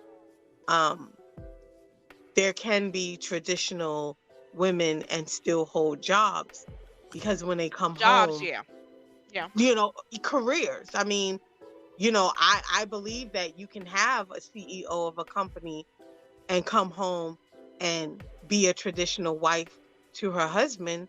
And I think it's all about that household, that communication, that level of respect, the level of leadership. I do believe that. And I don't know much about this, but I'm just going to throw it out there. I know that Angela Bassett had said one time, she said, I do all these movies and I'm a superstar when it comes to film, but when I come home, I'm a wife and he leads my household. You know, so I do believe that you can do that. It's all about your relationship in that, you know, at that home. You know, I watch my mom work, and there were times when my, you know, my dad worked in the airline field where sometimes things happened and he lost his job. And I remember my mom worked in the hospital industry, and she was without an education, she was damn near a doctor. Let's just say that. In that hospital, and she pretty much almost ran that hospital. But I saw her come home and not run the household, meaning it was, hey, you know, she worked. So my dad cooked. My dad was a better cook, and I'm very grateful that he cooked. And my mom didn't cook because she couldn't. I didn't like her food half the time, but you know, Same here. she, you know, she came home and she was doing, you know, she did the laundry, or he was like, just go to bed, I got it, you know, you've been working all day, I'm gonna take the kids, I'm gonna take the little ones, get them up out of here, you know what I mean? So I felt like it worked. I'm not saying it was perfect, but you know, I didn't see her emasculate him, you know what I mean, like, because she was working at the time or he wasn't. There was things he did on the side, you know. A hustle mentality, is born and raised in the East Coast, so you know. But I'm just saying, I do believe that there can be a level. I think it's when there's no communication and there's resentment that builds up. So if a woman is doing all these things, has a great career, and she has a husband that's not necessarily as motivated, when there is a lack of communication and support, then it can become, dude, I'm doing all this and blah, you know, that resentment builds in. Right. So, right. You know. And you know what, if in that regard, Queen, I would say I would agree, right? Because but not too many of these new age women. I don't see it happening with them. Right. I do believe that there are some out there. There's some. still hope. There's still hope for us.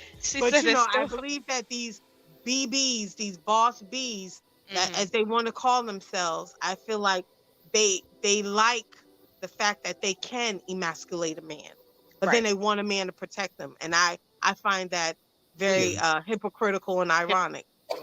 It really is, and that's because the problem. It really is. But I'll say this: when we on Lock Nation spoke about the types of jobs that he spoke about, he chose jobs that require a woman to be away from her family and children and husband by force and not by choice.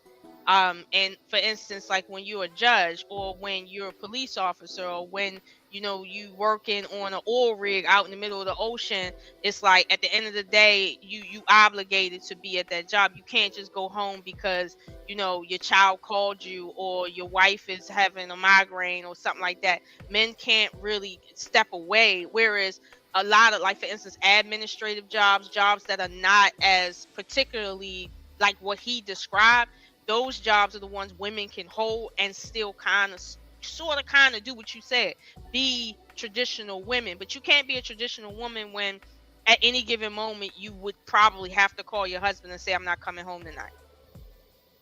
Like that's you can't really be a traditional woman when you probably spend 14 hours away from your family per day, and your children don't hardly know you because you have to be working at that CEO job to maintain that CEO status. It's like those sorts of jobs that he named, and I think he did that on purpose. That's why I personally said no to that, because I know, for instance, when you're a doctor and you're on call, it's hard to maintain yourself, let alone a relationship, let alone kids. But I've seen a woman with 7 children be a doctor. However, like you said, her and her husband were working hard as hell together to maintain their household with 7 kids while she's an on-call doctor, and I guess he was something else. But and they had stair steps. So that's a very rare circumstance, but it can happen. But the issue is we don't have a culture of women feeling like maybe you and myself, like, it don't matter what job I have, I keep my house clean, I'm a woman. Like, that's just what a woman do. When I come home, There's certain things I do because that's just who I am. That's my station. Same thing with my man. When he come home, certain things he do. It doesn't matter if we both working. That's what it is. But like you said, you got these BBs that feel like when I come home, I want to be the man. I want to sit down. According to them, a man comes home, sit down and do nothing. That's what a man is to them. So they want to be a man and come home and don't do nothing. And I'm like, that don't make sense if you want a relationship. But if y'all want to keep going through these divorces, cool. But that's not what I want to do. So no. And I mean, don't get me wrong, you could be a traditional woman, right, and still go through relationships and them not work out, because there's more to relationships than just traditionalism in that regard. But I will say that, I mean, having that question posed about, well, let's say letting Rome burn, and then saying, well, how are we going to come back to the table? We're going to come back to the table both working and both feeling like we could have it all, or we're going to come back to the table realistic based on where we're at in our jobs or in our careers. Because like you said, having a job might be a lot different than having a career as a traditional woman. It can be done, but I'm gonna be honest with you, I think that's a rare breed of a woman that can have a career and maintain a traditional role. If I can touch on that? Go ahead. Okay. Firstly, thank you for bringing me up. What's up, Miss Ocean? What's up, Queen? What's up, We Unlock? And what's up to everybody in the chat panels and watching in the replay? So, just kind of chiming in, catching up. But in terms of a woman who has a high power position and still keeps it classy, literally my wife, right?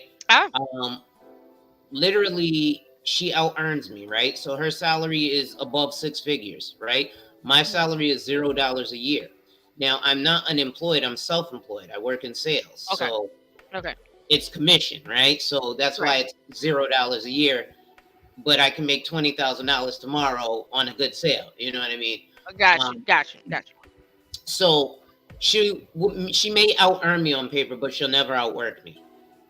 Okay, so outwork me now.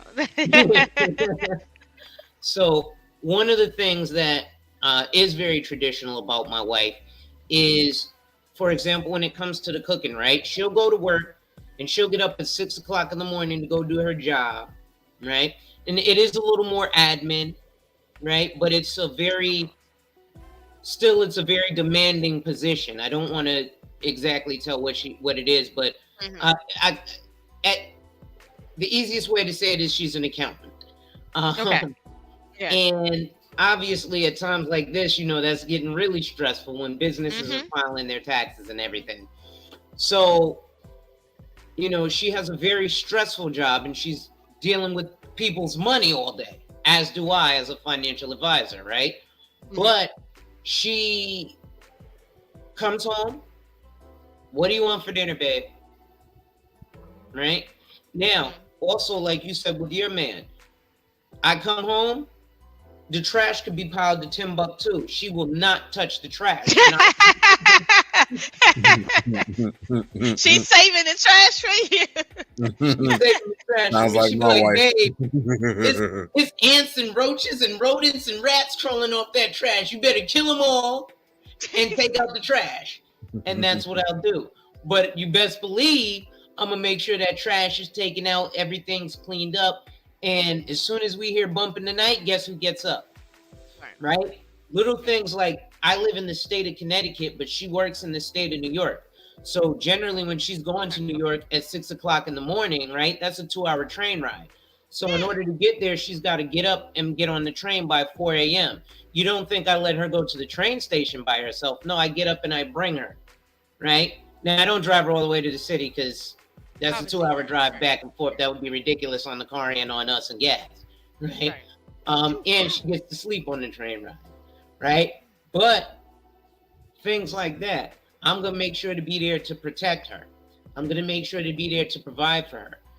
One big thing that I've noticed with a lot of the BBs, and this, I understand you guys are pointing a lot toward the women, but I lay a lot of accountability toward men, just because I am a man. And I get it. As a man, we want certain things, right? There's certain monikers and titles that we want. HNIC Boss and King, right? Well, heavy is the head that wears the crown. So as an HNIC Boss or King or the coach, right? If you look at the basketball team, the star player gets blamed, right? LeBron James is getting blamed for the Lakers sucking, even though Russell Wilson missed 11 shots or Russell Westbrook missed 11 shots. LeBron ain't had nothing to do with him missing 11 shots, but they like, LeBron, it's your fault because he's the king. Right, because he's the king. So, you know, also a lot of stuff like I hear men talking about, you know, delusional BBs, which we create. I'm guilty of it myself, right?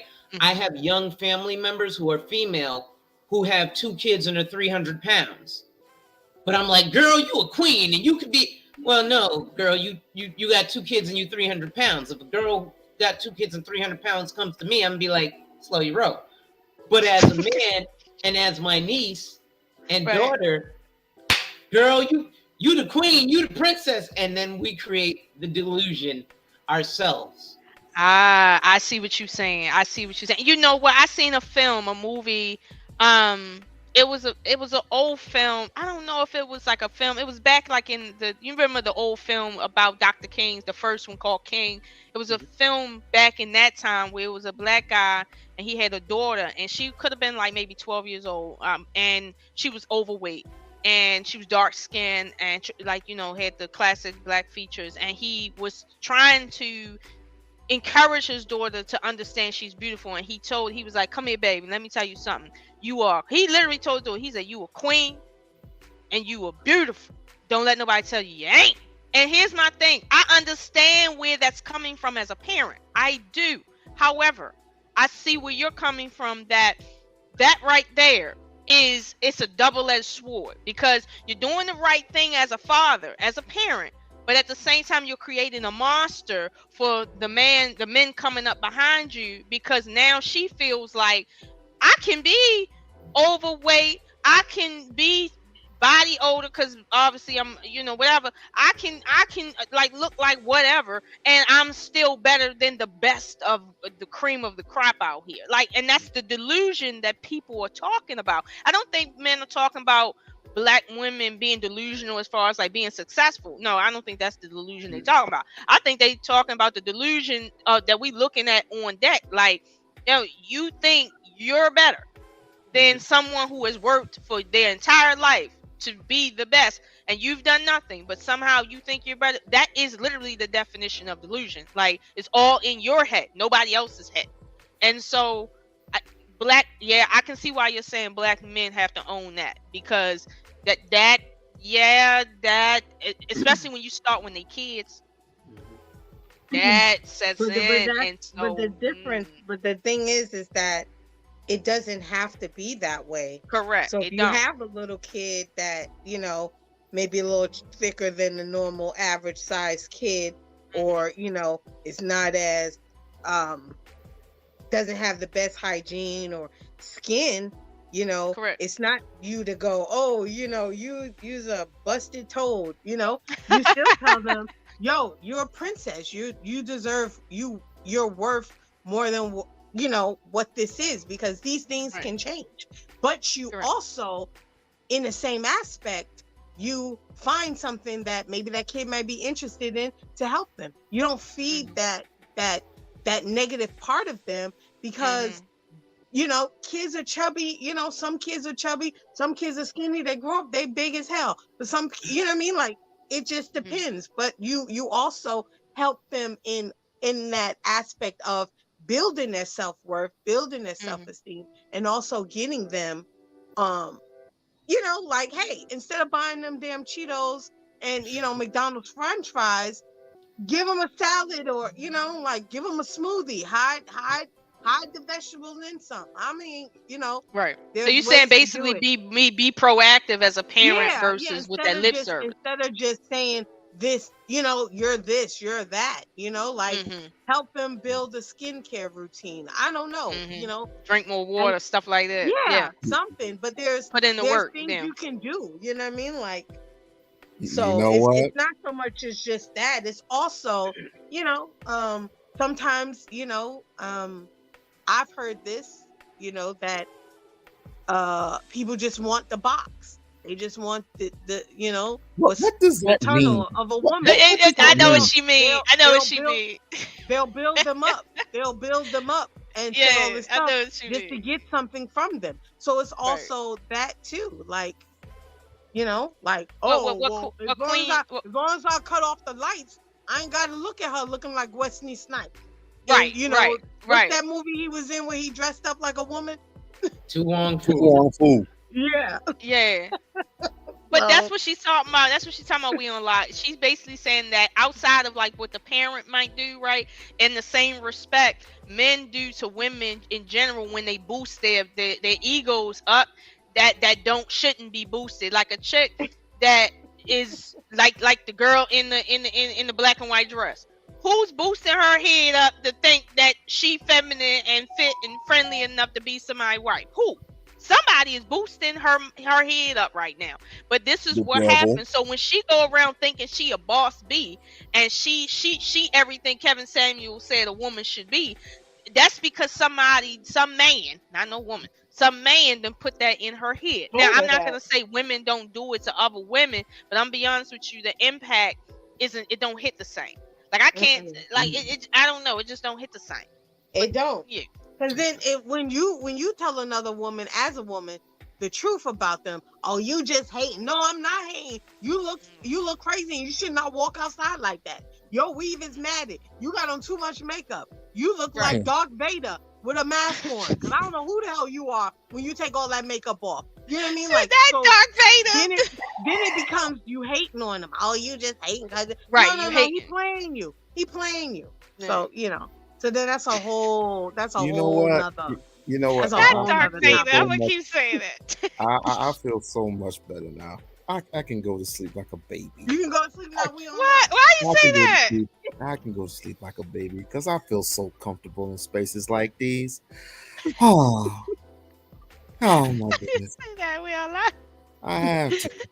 And plus, I got to go to work anyway. So, ladies, I know I gotta go. I got something to do too, and I'm not gonna be on here too long. But I've been away for a while, as y'all know, and I just said, okay, let me come on here and just chat it up a little bit, and it not be so straight line. Miss But I Possible just for found president.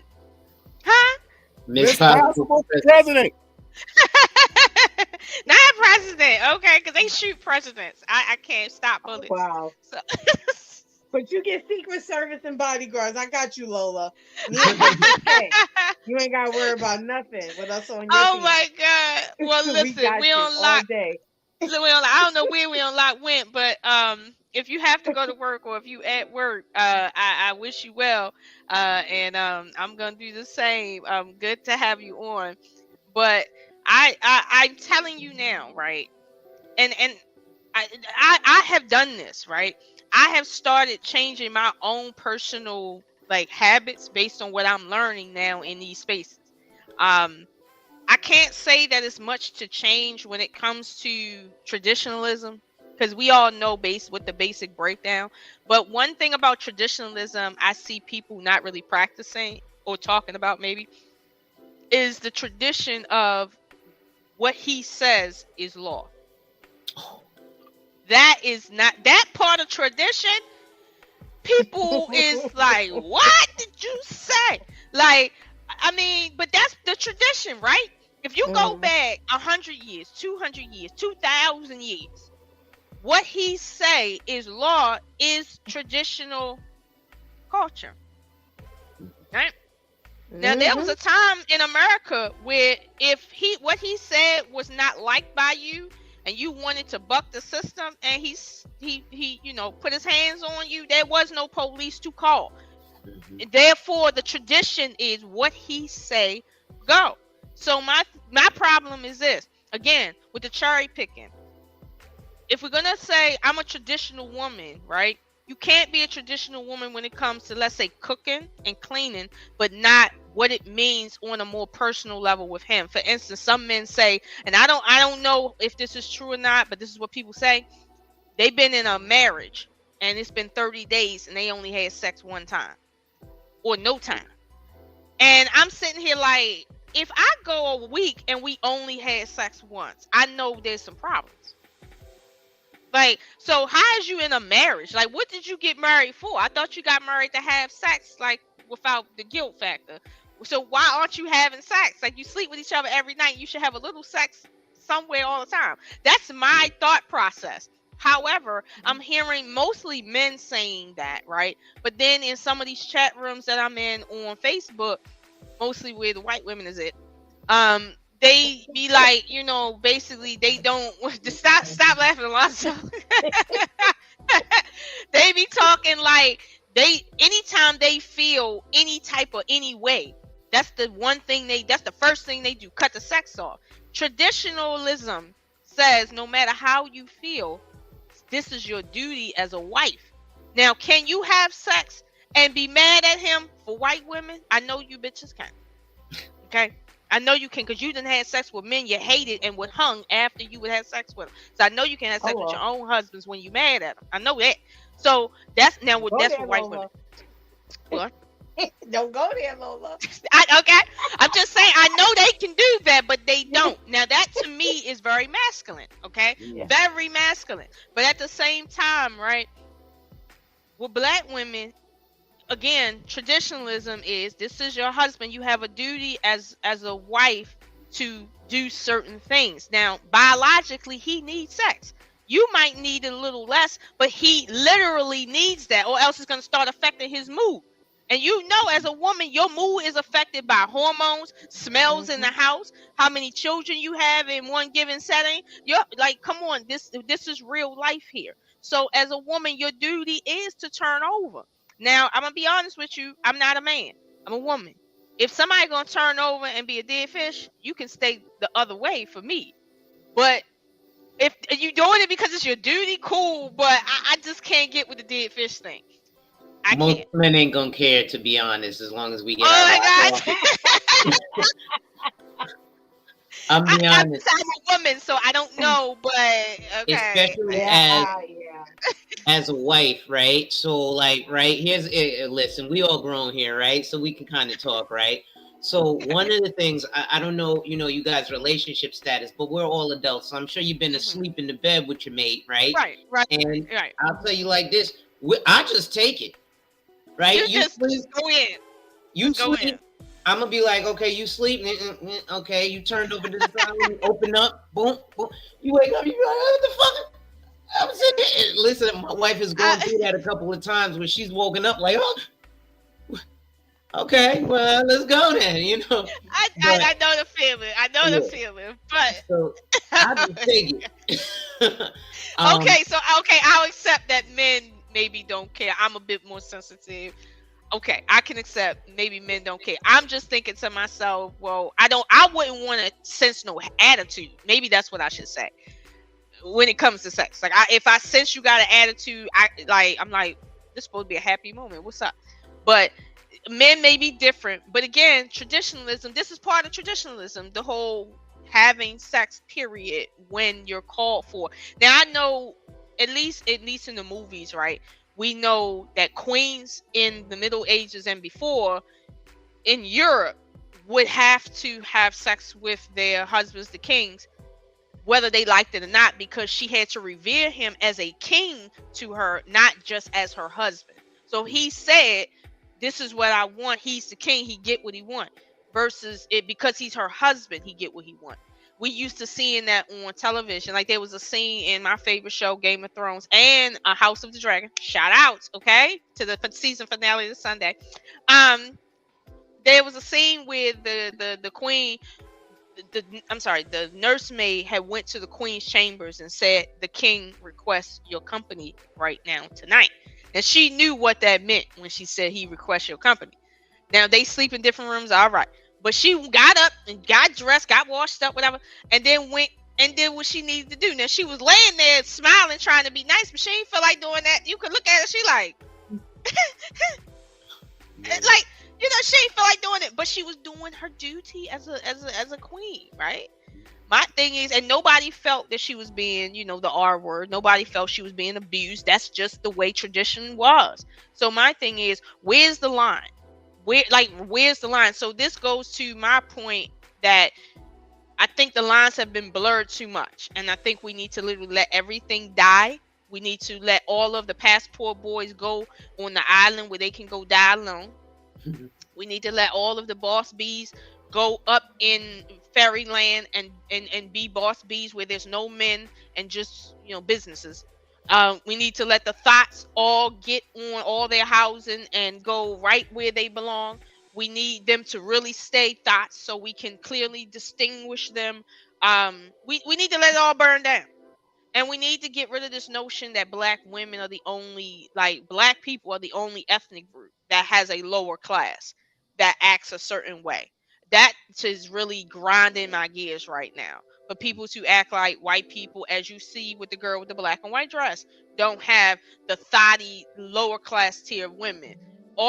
Every ethnic group has that. I was in Egypt, right? And there was a chick that was like trying to sell me and the person I was with some napkins on the road. Never mind what that is, okay? Now, she had her baby with her, okay? Stop laughing, Alonzo. This is real life. She had her baby with her, right? Now, we in the car. She trying to like sell us this out the car.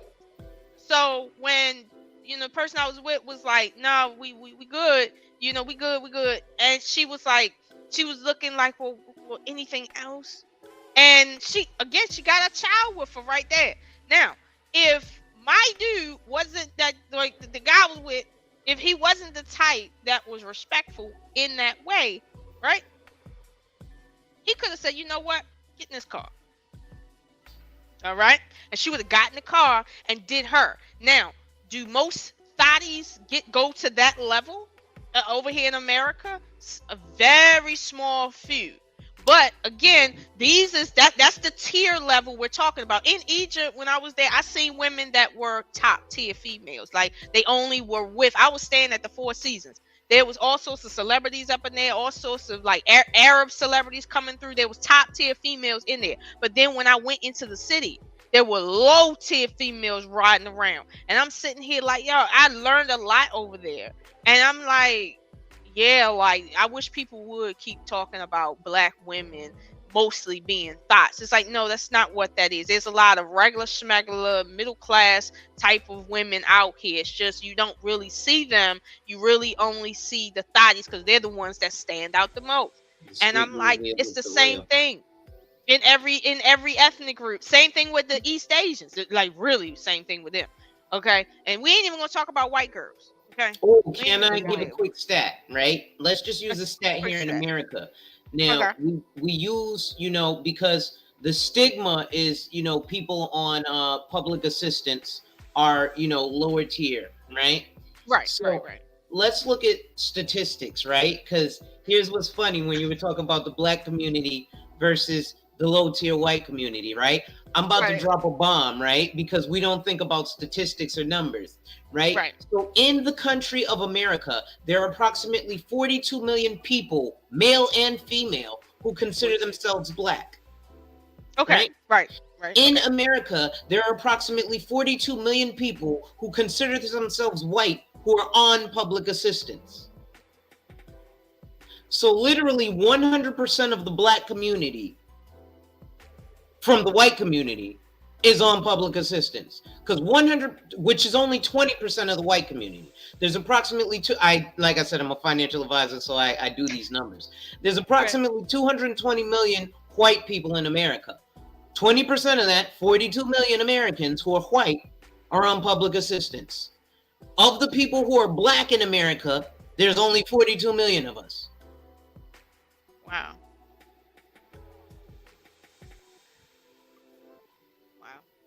So 100% of us is white people on welfare. I say that we have to be careful of the stigmas and the stereotypes that we attach to government assistance programs, because that's the problem.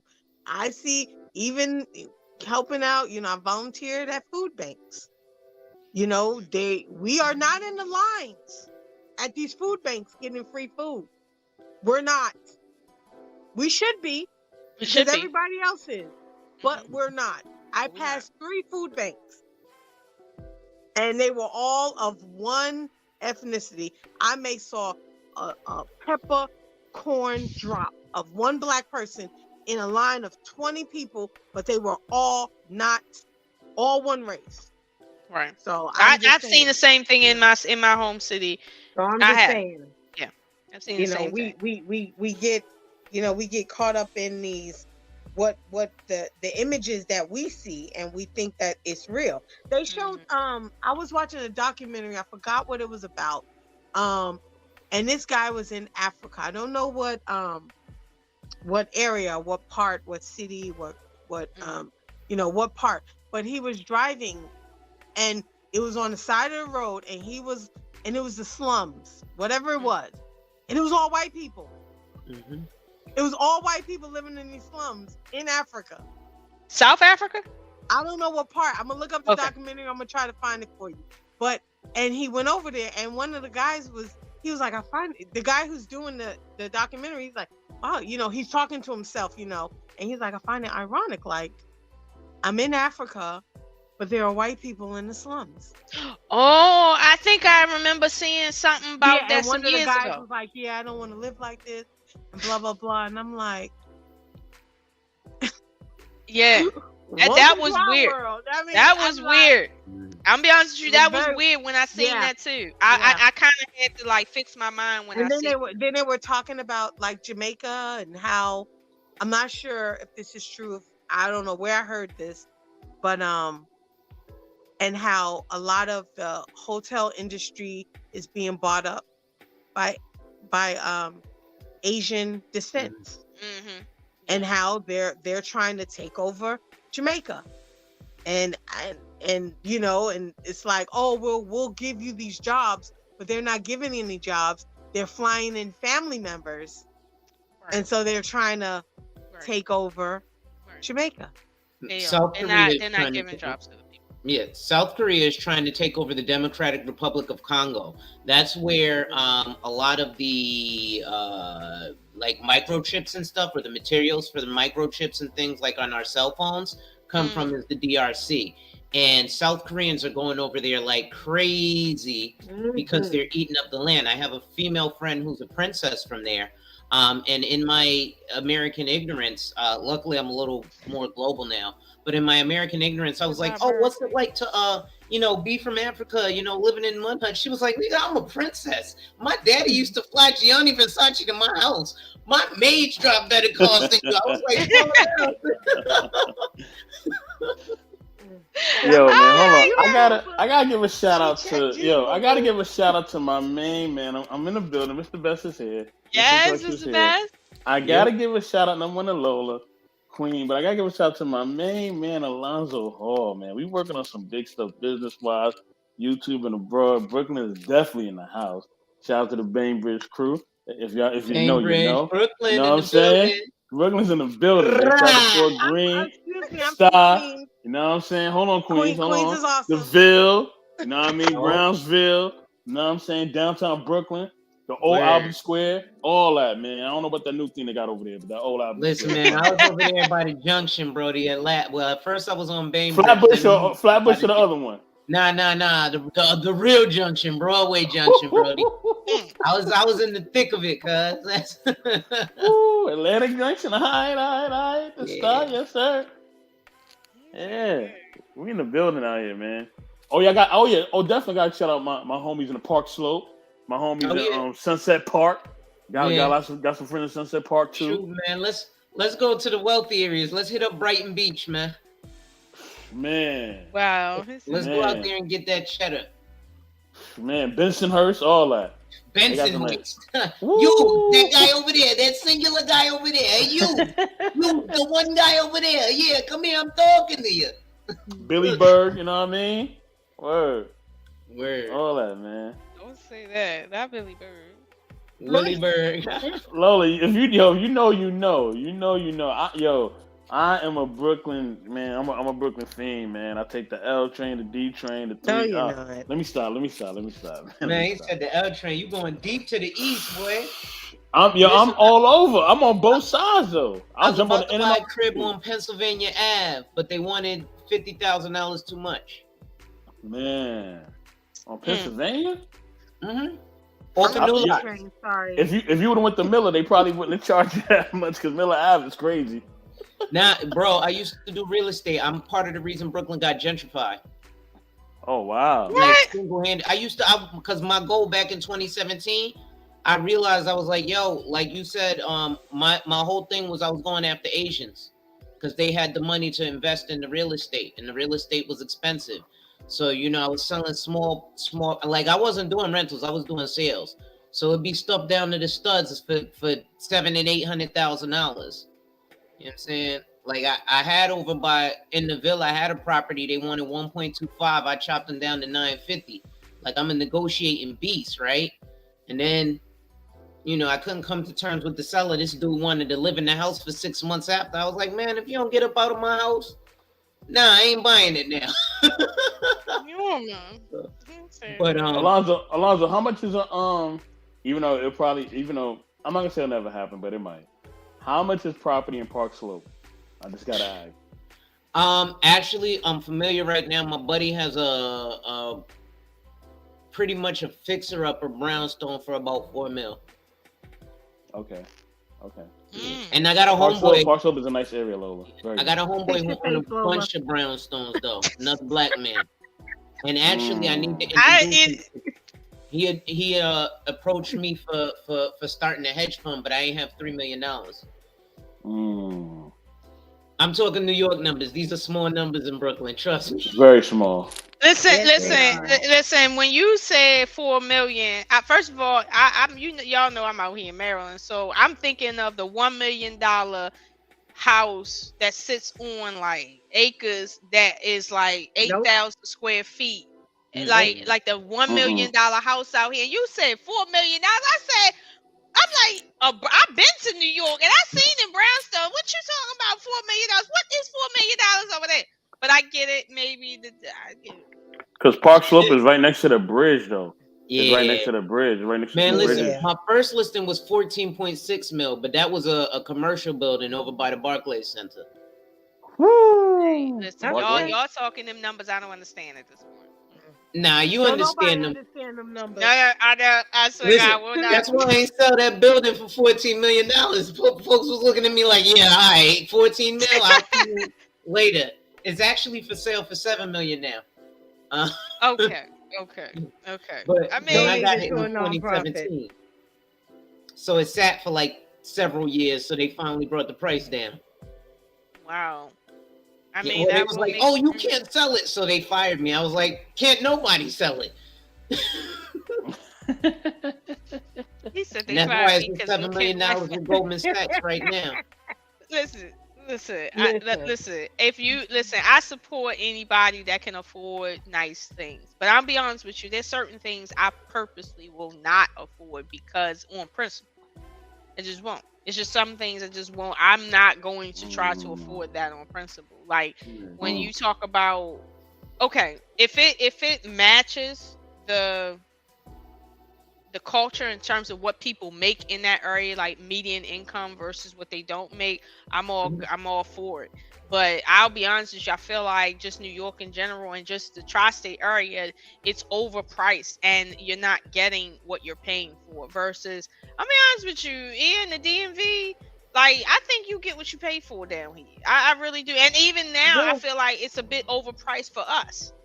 Even now, I feel like it's a bit like if you've seen some of the mansions out here and the prices, you'd be like, wow, that's really nice compared to New York. But based on out here, we're like, listen, they could come down like a lot. But I mean, they still this property is worth it. Oh, it's in Clinton Hill. It's 899 Fulton Street. Hey. I just put up. I thought you were talking about Clinton out here. We are met Clinton. Like, wait a minute, what? Nah, it's in Clinton Hill in Brooklyn. Okay. 899 Fulton Street. So Mr. Intellectual SoapBox knows that's downtown Brooklyn. I know exactly where that's at. So that's, like I said, it's steps away from the Barclays Center. That's why it was 14 million, right? But like I said, after they fired me and it sat for a couple more years, as of today, it's for sale with Goldman Sachs for $7 million. So, okay. So you think if it sits some more, they'll go down, or you think that's the asking price and that's fair? Oh, it's going back up. Oh, wow. Right. What ended up happening was It'll probably even out around the $10 to $11 million range because everything skyrocketed when they built the Barclays Center, and Jay-Z was like, "Hey," and then everybody wanted to live over there. Oh and my God, yeah. now what ended up happening was you had Brooklynites who was like, "Nah, B, this still my hood, son, and I'm stomping through here with my Timbs, like facts, right? Facts, my guy, right?" So, like, you know what I'm saying? So they was like not dealing with that. But even back to like with the traditional men and women, you know, I'm a big proponent of life insurance. I sell that too. And the reason for that with me, I 2008, 3 days before Mother's Day, I got shot 5 times in front of my mother in a Trade Fort, Winston-Salem, North Carolina. Like I'm about that life, like on some real life. So like, you know what I'm saying? I don't look like it because I'm jovial. But yeah, like, you know. So I got shot 5 times in front of my mom, point blank range, right? It went through my shoulder, my back, my elbow, and hit my head twice, right? I walked out of the hospital under my own power in 14 hours. So that's why now I believe in the power of life insurance for our folks to like pass down generational wealth so that the fathers can create legacies for their families, right? And like I look at mad dudes that I know that have lost their life that ain't leave Nathan for our family. But we as guys are like, yo, you know, like it's something like my wife had no choice but to conform to me. Right? Because of my masculinity. Like I'm gonna come in there and I'm gonna make you understand that I'm a man. Right? Now I'm gonna be very respectful, but I'm gonna carry myself a certain way. One of the things that happened was when we interacted, first things first, I met her father, right? Okay. Me and her father are talking. Her father came with intimidation tactics. I was like, bro, your 9mm don't scare me. I was staring down the barrel of a 9 and got shot 5 times. They called me 25 cent because I got shot half as many times as 50, bro. So, you know, you don't scare me. Little gangbanging sons don't scare me. None of that, right? But at the same time, I also came with a plan of action. Yo, look, I'm going to come to this new town because, like I said, I'm from Connecticut, money craving, pistol waving, New Haven. Moved to Brooklyn, New York. Now I'm a New Yorker, right? Oh, man. But in that, I was like, yo, I have a plan, right? Now, when we first got together, things were tough. Obviously, again, on paper, she had her job, our entire relationship, right? We've been together since 2008. And then she had her high power position. She wasn't making as much as she is now, but she had her high power position. But even things like when we would go out to dinner, she would make sure to conform to my masculinity. So when it came time to it, and before we went out to go to dinner, she would give me money. Here, babe, because I know when it comes time to it, you're going to want to pay that bill. Now, first date, right? I ain't gonna lie to you, statute of limitations is over. I robbed the store for $3,500 and I took her mother, and her cousin out to BBQ. Shout out to Texas BBQ with the Texas size with the extra shot. Right? Oh my God. God. Chicken wings is fire. That's all I'm gonna say. Yo, the Henny wings. The Henny wings. I like the regular though. I like the regular chicken wings. The regular wings popping too. Like you get the red hot sauce, they popping. Man. But I'm telling you, them Henny wings, bro. I don't even rocks with the sticky wings, but the Henny wings, man, the Henny wings is where it's at, my guy. Now I gotta go back to Brooklyn this week, man. Yo, Alonzo, don't say too much to him. You say too much. Don't say too much. Let him have some mystery. I got you. My bad. But so with that, I paid our first date. I paid the way for me, her mother, and that's where I met her brother, who was a big time blood out there, right? And you know, but I was very respectful, and she was like, "Wow, this guy actually kind of has some kind of a plan of action." Right? So when I moved out there, I ended up moving into her place. But I was like, yo, before I move in, how much money you want a month for rent? I ain't got no job, but I don't know nobody out there. But whatever you tell me, I guarantee you I'm coming up with that. Right? So she was like, "Oh, just give me, I don't know, $700-800." I guarantee you, I came up with that $700-800. Come hella high water, right? And now, as time moves on, sometimes, like I said, I work on a commission, so stuff gets tough. But when my commission comes in, you know what happens? I pay all the bills. And that's not simp shit, right? As a man, that's ego boosting. That goes to my testosterone. Because now when her father or her mother or her family comes in my house, and I'd be like, get the fuck out of my house. I pay the bills here. I'm the king of this castle. Right? So, and excuse my language, but that's why I do that. So, like I said, my wife had no choice but to conform. So wait a minute, Alonzo, let me ask you this, right? So, okay. You and her started out obviously in the beginning, and it you guys had to work where you're at, right? Just Correct. in your jobs and your careers and stuff like that. So when you get your payment for your job based on how you get paid, and you pay the bills, right? Is that simply, well, let me ask you this, right? Do you feel that you and your wife can maintain a traditional relationship, right? If you're paying the bills and she's paying the bills, and you guys are flip-flopping like that, in terms of, as they say, power dynamics. Or do you feel that you guys are above all of that? Hey Lola, before you answer that question, and Alonzo, before you answer that question, I want to give a little background, something quick, and then I'm gonna let y'all chime in, because I know this gonna be a back and forth between, because he's gonna give you a real thorough answer. The part of the reasons why we approach things, I mean, as a New Yorker, but especially as a guy in Brooklyn, a certain way, is because in Brooklyn, if you don't come at a woman masculine, you a sucker, and you can't be a sucker. Like, you can't be a sucker. If you look at it as a sucker, it's all bad for you. Like, people look at you a certain way, you can't really go outside.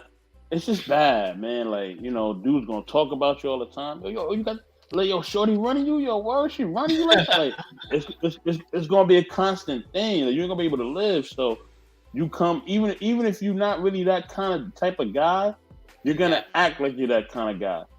You know what I'm saying? Especially when it comes to women, you cannot be a sucker in Brooklyn, man. Because they really will call you out in Brooklyn. Other boroughs, I don't really know how they move. Some of them may move like that, but I know in Brooklyn, like, you really can't move like that, yo. You got to come with the masculine, or they're gonna call you a sucker. And that's really bad. Well, okay. Well, wait a minute. So Alonzo, with that question, can you answer? Do you feel that men are simps who are not married but pay a female's bills? So you can go ahead with that. It really depends on the intent, right? If you're not my wife, I'm not paying all your bills, because you're not like, right? So this is gonna sound real misogynistic, right? But it goes back to the man being law. There's a reason that when you get married, you become MRS, Mrs., because now you're my property, right? You are Mrs. Hall in this fact, right? So that means belongs to Mr. That's what Mrs. is. Belongs to Mr. Your Misters Halls, right? That's who she belongs. She my property, for lack of a better term. That's what that means. Yeah. So that's why in those essences, for a wife it makes sense. But if you ain't about to make her your wife, then nah. What you like? I wouldn't call it a simp. That's somebody who likes to blow their money. Hey, bro, you could pay my bills too, bro. I don't mind. You know what I mean? Now you can pay my bills too, bro. Really? No. But... well, and I asked that question because a lot of times I do hear guys say, well, married men who pay the bills in their house, that's simping for a woman, and I don't understand that, because by law you're supposed to do that, but they said, but in my opinion, I feel like a guy who's paying for sex is a guy who's paying for sex from a woman that is not supposed to be having sex with him. So he's paying for sex at will. And that's kind of what that is. And here's the thing, he's paying for what other dudes is also dipping into as well. Mhm. So I feel like that's simpish.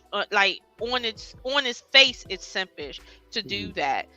Because I really don't see the difference between, let's say, a trick, right, Mhm. and a simp.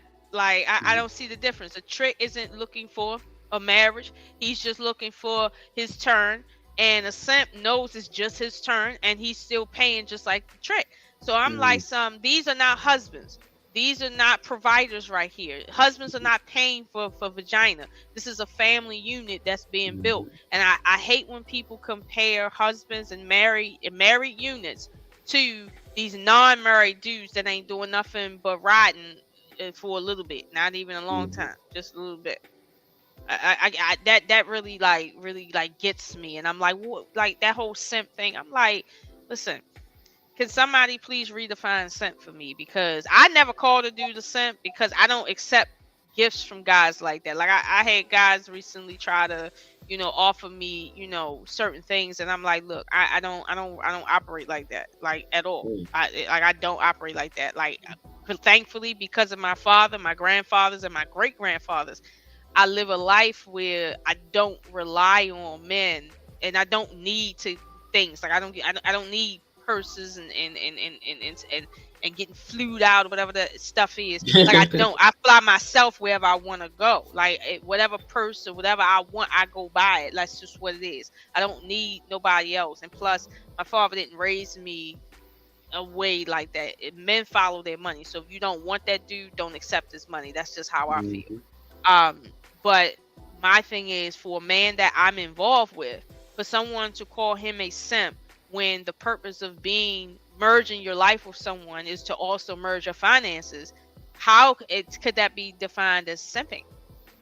Yeah, that I'm not positive. If it's married, that's not simping. That's just insecurity and jealousy from a lot of guys, right? You get a lot of guys in these spaces who especially unfortunately as black men, complain about gold diggers when we have no gold to dig. I'll include myself in that number. If you look at the Brookings Institute, right? No. Look at the Brookings Institute study, right? It shows the apex net worth of a black man is approximately $142,000. That's the apex net worth. So what that means is if you take the average of people like Jay-Z, who's a billionaire, and Kanye West, who's worth $11 billion, and LeBron James, who's worth $1 billion, and combine it with the rest of black men in America, we come up to $142,000. Meanwhile, the median net worth of a Caucasian man, so these are the high school dropout guys, median net worth is $40,000 above ours. Right? The median net worth of a black man is not even $25,000. It's $24,500. Right? Now, this makes it difficult because when I go into places like the business world, right, they look at me like another Gloctavius. Right? So that makes life difficult in itself. Right? But realistically, there's less gold to be dug. And we mentioned things like the passport bro. So I actually have some people from that space who are my actual clients, right? But one thing that I explain to them is, listen, you can't go over there and be a weekend warrior and then come back home and sleep on a slice of toast, meaning a bed with no mattress, a mattress with no bed frame that's on the floor. Right? That's what a lot of these guys are doing. Now, what my client did and what I always employ people to do is come and sit with me and we can come up with a 10-year plan. So what my client passport bro is doing is this. He's going, listen, first he bought a life insurance policy from me at $1,000 a month, right? Most of these men wouldn't even consider putting $1,000 a month away. He was like, bro, if I'm going to do it, then I'm going to do it. That's the minimum I'm putting in there. The rail long was good, right? Now, step 2, he sold his house in Jersey for $760,000. The next thing we did was put $500,000 of that $760,000 away in a retirement account for him, right? So then we're going to have him in 10 years buy a house in Colombia, right? None of this is him specifically going there for women. His goal is when he goes there, women will be there and maybe he can benefit from it. But a lot of these guys are just going, listen, I'll tell you like this, like you said, the thotty thoughts in Brooklyn, yes, they approach like that. I'll give you an example. whilst I was living in Brooklyn. There's an app called Badoo, Badoo. Now, I got on that app because I thought, like, I'm very naive when it comes to dating apps, right? Especially because I've been with my woman since 2008. So, like, women be hitting on me, and I just be like, you don't be knowing. I don't even be knowing, right? But so this one chick hit me up because I got on it because I was like, well, I'm a financial advisor. It's a great way to meet people. Okay, so you networking. I'm networking, right? But she was like, oh, for you, $60. I was like, what? $60 for what?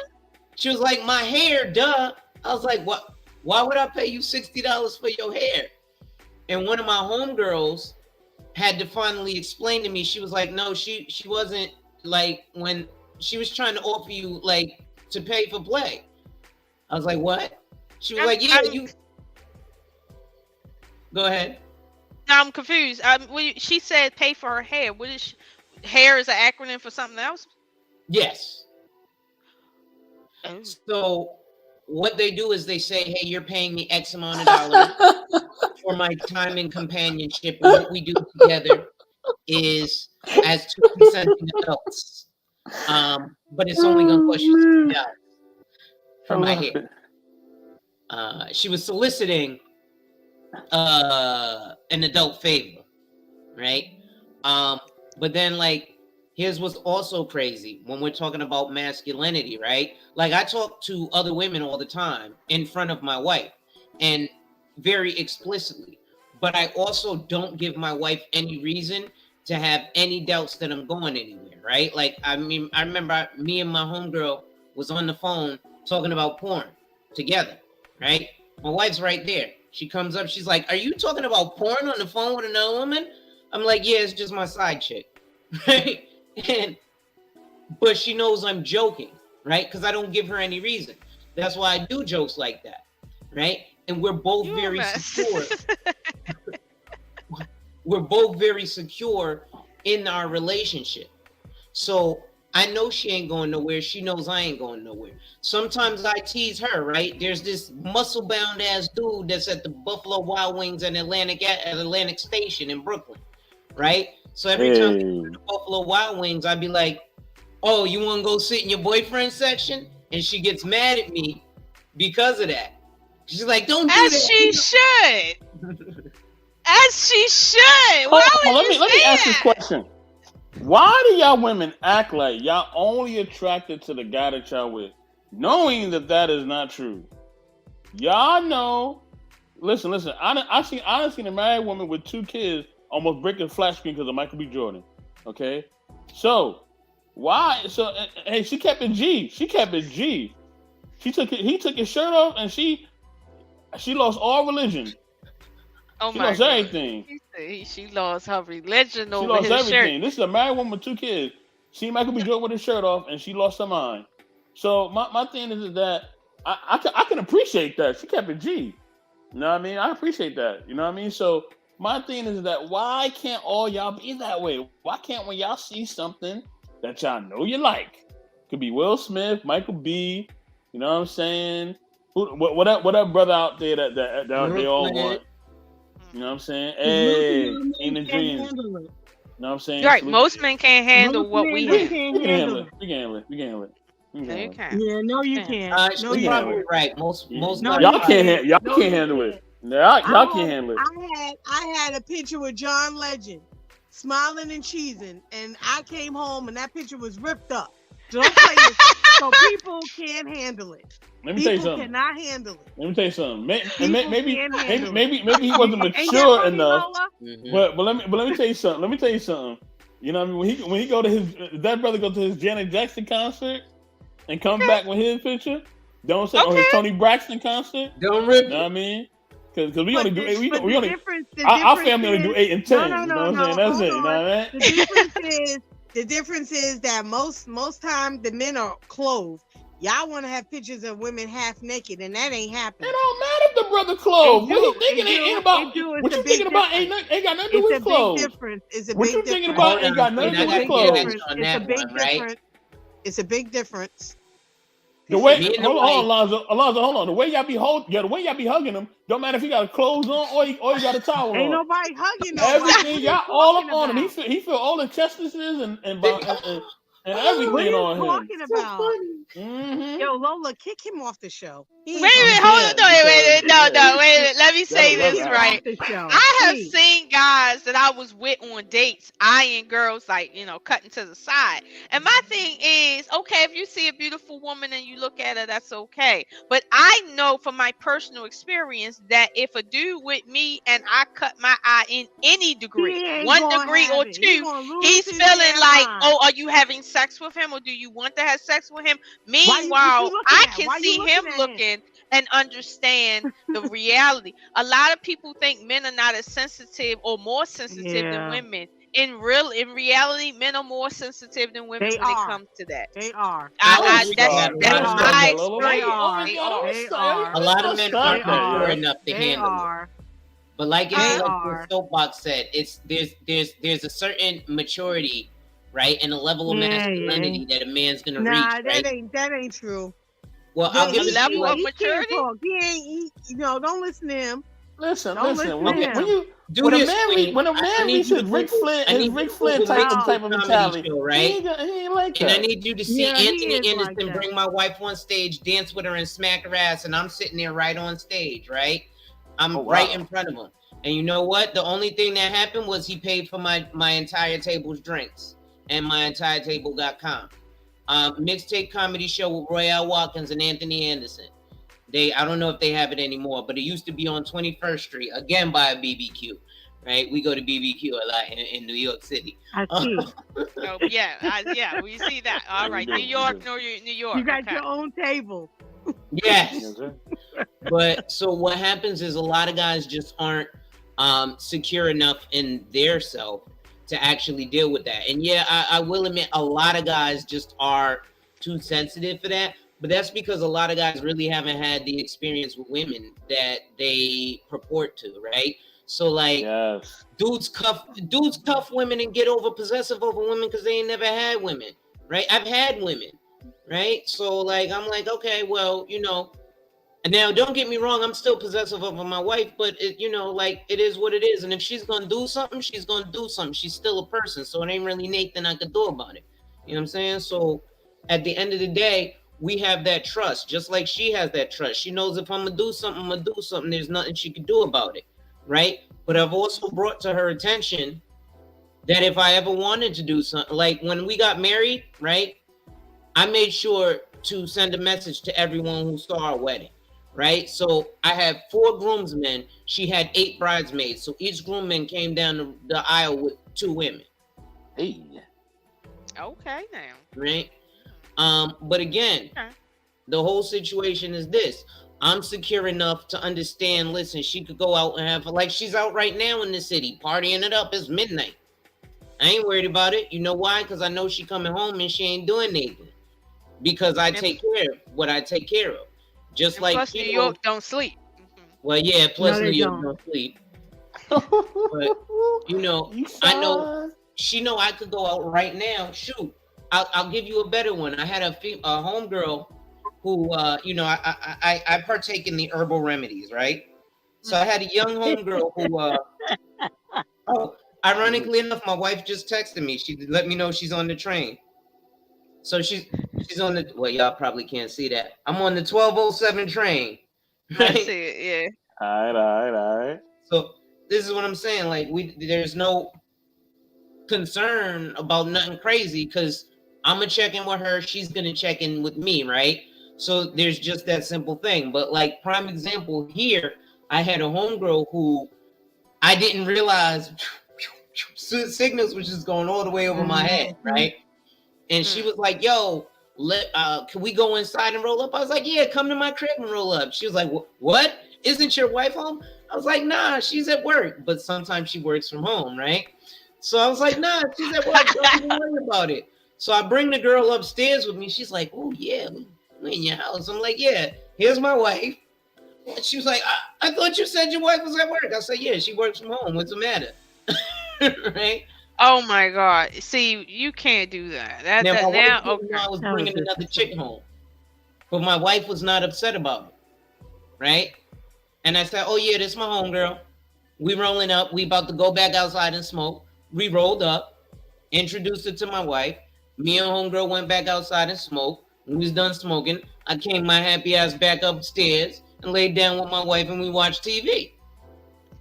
Well, that's a very secure relationship, and I do believe that those are out there, and they're very beautiful, right? However, the average man to the below average man, which makes up the majority of men, are still struggling out here, okay, with maybe possessiveness. I don't even know if the word possessive is the best word to use for that, right? But they still have that issue. Now, me personally, I've learned through culture to just play my position. Personally, I have. Don't get me wrong, like Mr. Best said, I see men that I like that I'm like, okay, he look cute and all, but for me personally, I can see that you look cute and feel like I don't want to have no conversation with you though. Like I could look at a dude and be like, yo, he look like he could really throw down, but I don't want to see you at all. Like I don't want you in my face. Like I could really look at you like that. So, but men will never understand that, and I don't expect them to. But my thing is, I know from, let's say, from a political standpoint, I can't be a woman with a man, and I'm out here like even eyeing another dude in any sense, because if another dude see me looking, he assuming, oh, I'm looking for something from him, even though I'm with this man, and that's not what it is. And I don't want that impression to be like that. So I have to carry myself a certain way. Now, do I expect the balance like that when it comes to men and women? No, because I truly do believe that men can't. Okay, if I said, where is Lola's emotions on the 23rd of the month? Most people, if you know a woman's biology, you're going to be able to tell where my emotions are at based on my last period. However, if I ask, where is Alonzo's emotions at on the 23rd of the month? It depends on it depends on the circumstances he's in, what he drank, what he ate that day. It depends on how he was raised. It depends on who else is standing around, whether it's a man or a woman or someone has an influence or someone who don't have it. You can't tell where a man's emotions and where his biology is at from minute to minute. So therefore, men are more volatile in that way. So I feel like, personally, and I'm not saying every woman needs to babysit nobody's ego, and I don't feel like I'm babysitting egos. I just don't engage in cutting my eyes and looking at no dudes, period, at all. Even when my dude or the dude I'm seeing is not around, I don't do that, because people can be snapping pictures and doing all sorts of stuff like that, and I'm not fitting to be caught up in no shit like that. Not even by looking. Like, there's certain things that, and you guys kind of know just a little bit, it's certain things that I do that, for on my community page and as new channels I'm making. These are private. Why? Because my cousins, my uncles, my sons, my parents, my father is out on the internet, and people that know them are out on the internet, and that's just not something I want floating around. Even though I'm a grown woman, I'm open to my opinion and what I do, that pertains to adult circumstances, but I still have to play my position regardless of that. And I feel like, personally, yeah, I'm not cutting my eye at no dude. I'm not bringing my homeboy around, like none of that, because as a woman, this is the double standard. I can't bring my homeboy to my house and introduce him to my husband. First of all, if I bring another chick to the house and I ain't told him about it, and I think I'm gonna run somebody up in his house, that's gonna be a problem, let alone a man. And right, like I had a situation some time ago. I asked somebody, I said, look, what if your wife brought a homeless man to live with y'all just out the blue? She just came home with a homeless dude because she felt he needed a place to stay. And dude is like, look, I'm sure somebody got a heart like that, but it ain't me. Like, it ain't me. Like, it ain't. Like, so I'm like, dudes is like, I wish you would walk another dude in my house talking about he gonna sleep in my house. Like you crazy, you about to be out this house. But that's most men, and I'm okay with that. But I mean, it's about respecting the boundaries, and yeah, that's a double standard that unfortunately. Oh, that's me too. She better not bring no dude. Listen, I'm Look very at you. You like, look. secure, but hold up now. You got your limits. Like, you got your limits. Yeah, I got my limits. And like you said, even if she were to bring like another chick home, listen, hold up, who's this? Okay. Yeah. Why are you bringing her? You surprising me with something, or is this just a friend?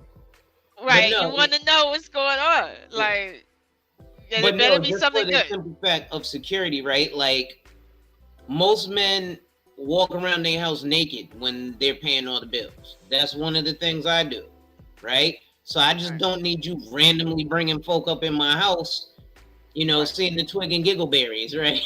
Right. So, I mean, but you'd be surprised how many people in that circumstance would not agree with you and or understand what's the problem. And I think I mentioned it last time I was on.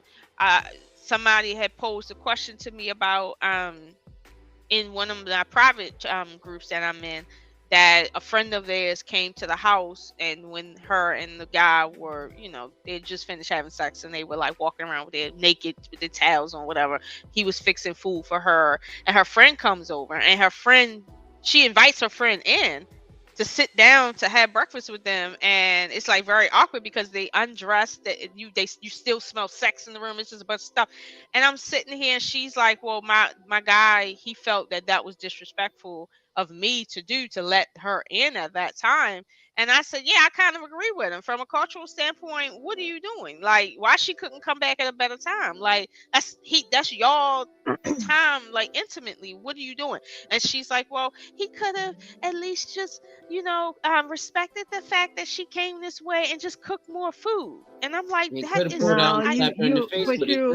but you also got to be careful of a woman who will walk into a situation like that and be comfortable sitting there, because she might be trying to do more than just eat his food.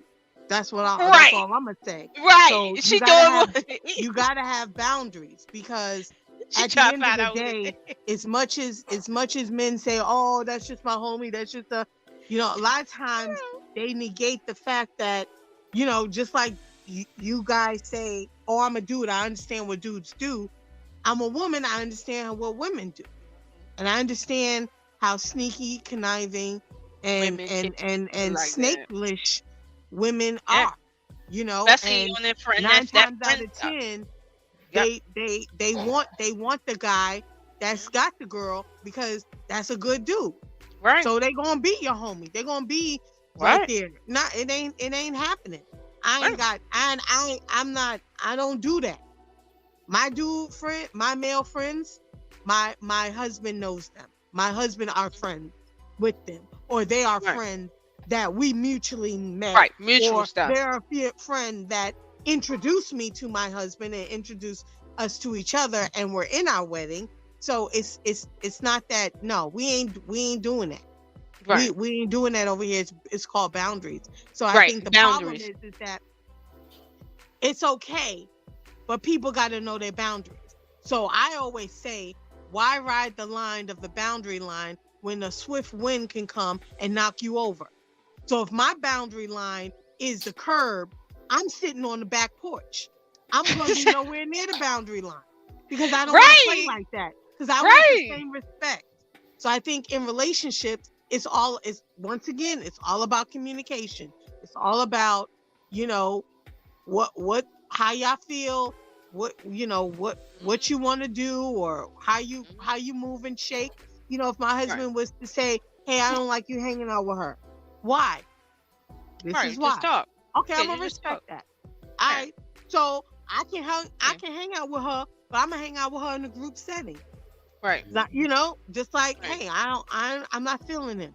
All right, well, we're gonna go over there, but it's gonna be a group, so you ain't got to interact with this person. Okay, cool.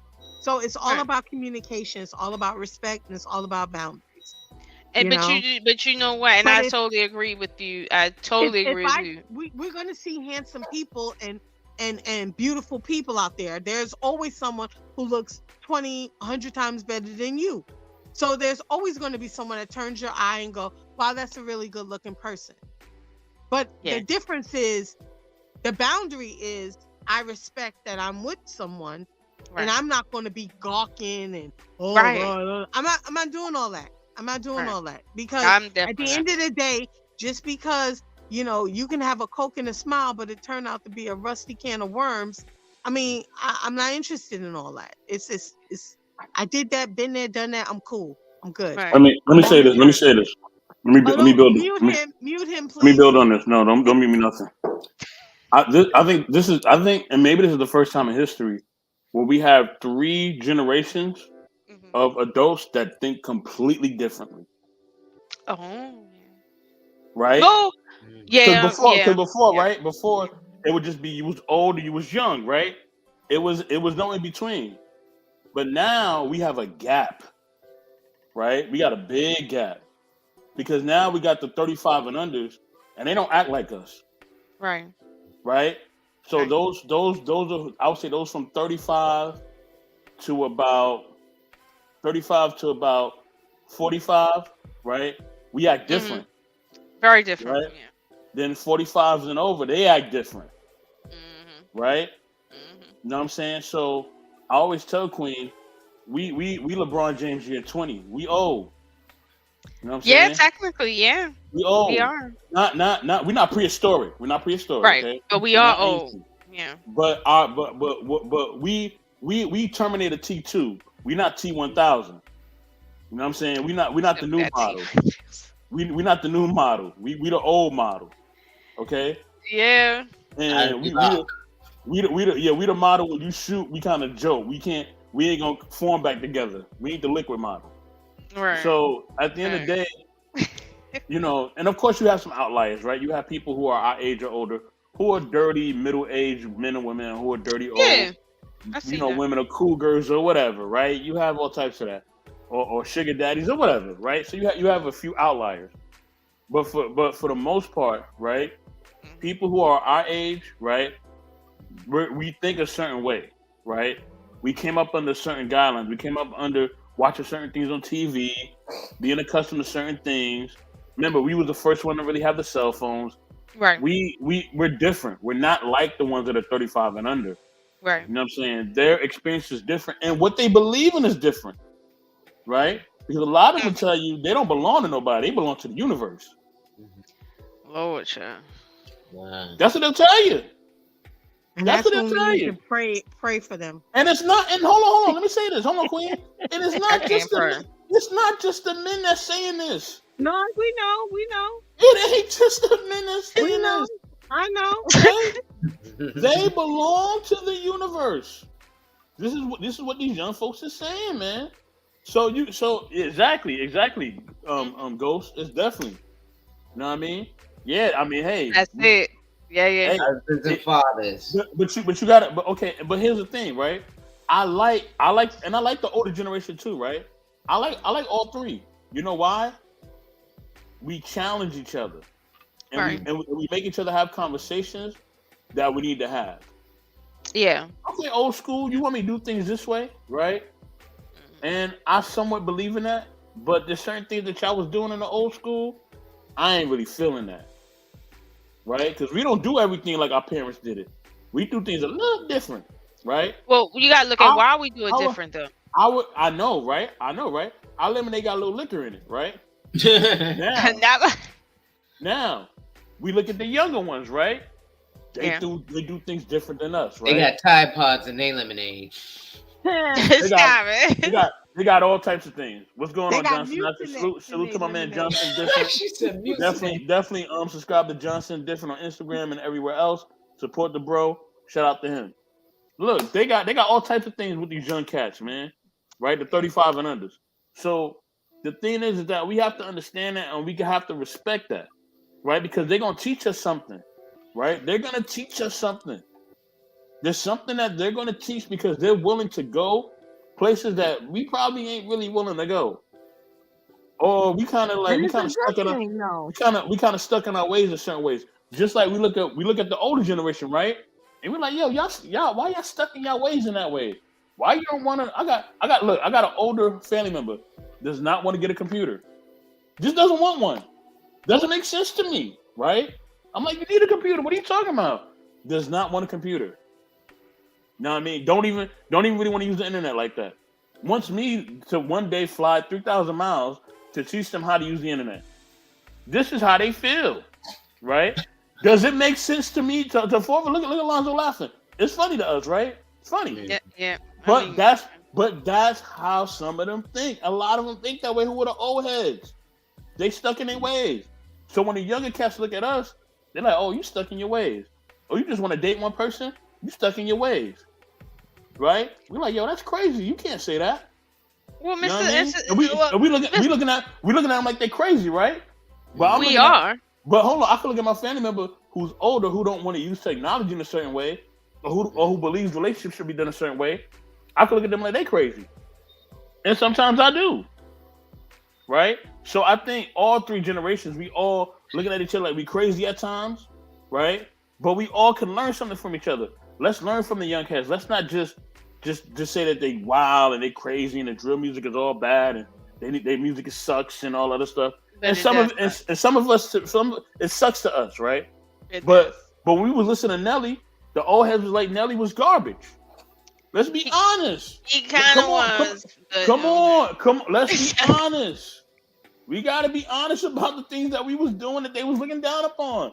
When we was wearing the baggy jeans, right? And the girl was wearing the bamboo earrings, and they was wearing other stuff too. Oh my God! It was wearing the jerseys and the t-shirts that looked like the jerseys and the t-shirts. The girls wearing the jersey dresses. They're looking at us like we was crazy, right? But that's what we did, right? Now somebody else, 20 years later, is doing something different. Don't make it bad. It's just different. Now some of the things we were doing were bad. Okay.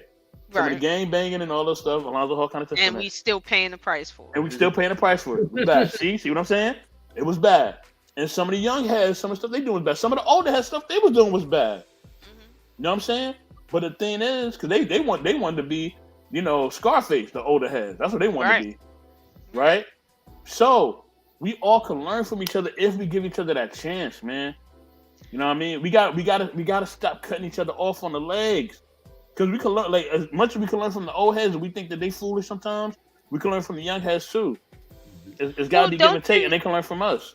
Don't you think that we, at least our generation, not the one below us, but our generation, don't you think that we it seems like our generation is the only generation that is looking at the older generation and saying, okay, what was the baby? What was the bad for? What went out that should have stayed in, and how do we do it? And then we're turning around and looking down at the new generation and saying, hold up, where did we go wrong with how we raise these people? And so now it's like that middle generation is the only generation that honestly care. The old heads don't care because they're old. The younger ones don't care because they're young.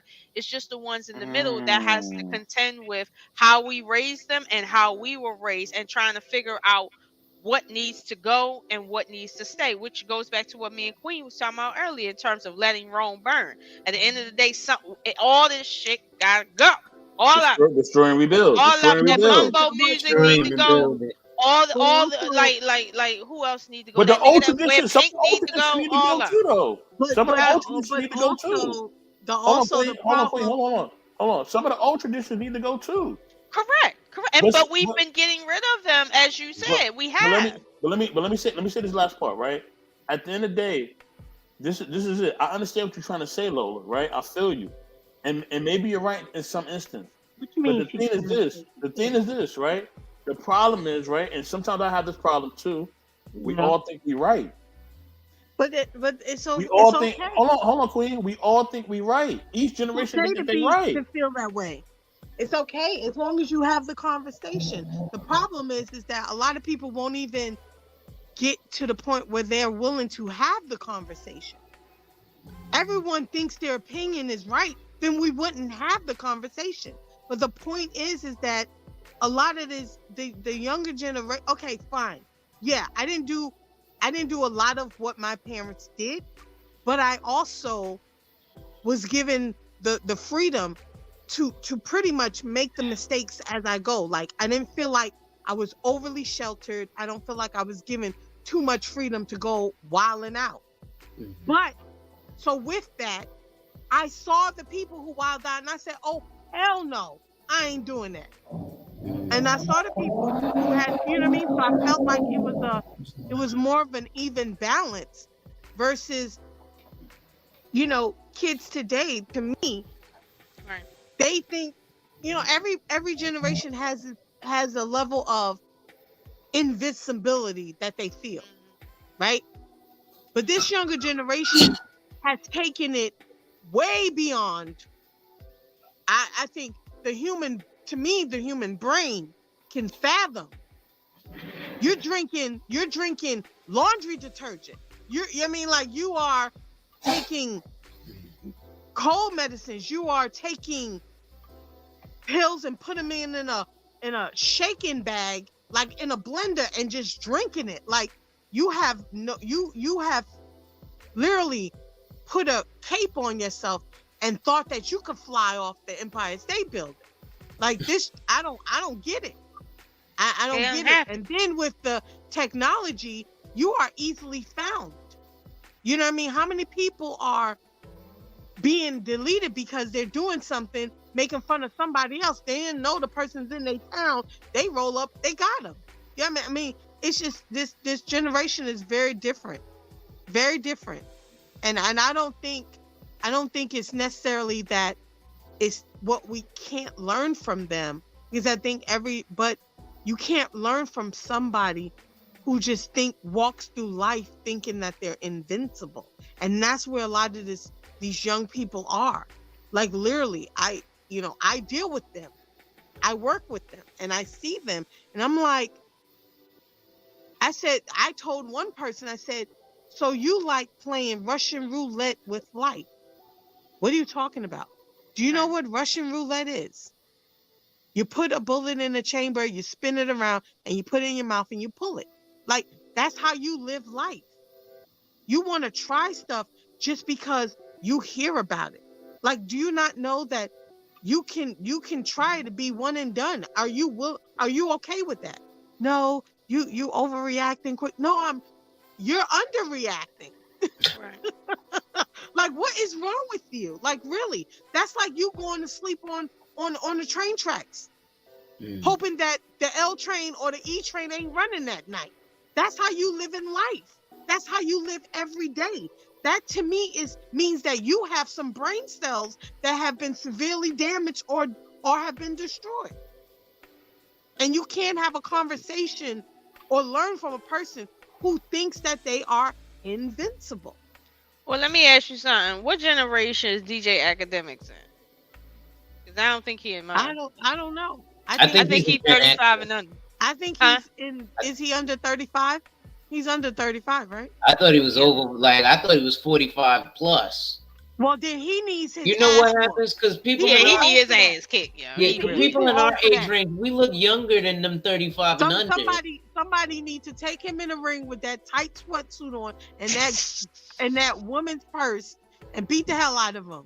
If he's 45 and over, he need it. He's too old I need for to that. make sure I'm in the right age range, right? I'm 38, going on 40, right? Going on 39, whatever. Basically, I'm 40, right? So I don't know. I'm still a millennial. So well, I don't know the difference between the Gen Z, Gen X. I don't know. It's also the maturity too. Alonzo Hall, you with me, dog? We together. I'm 84 with you. I'm with you. You 60. You 63. Nah, not yet. That's my dad and them.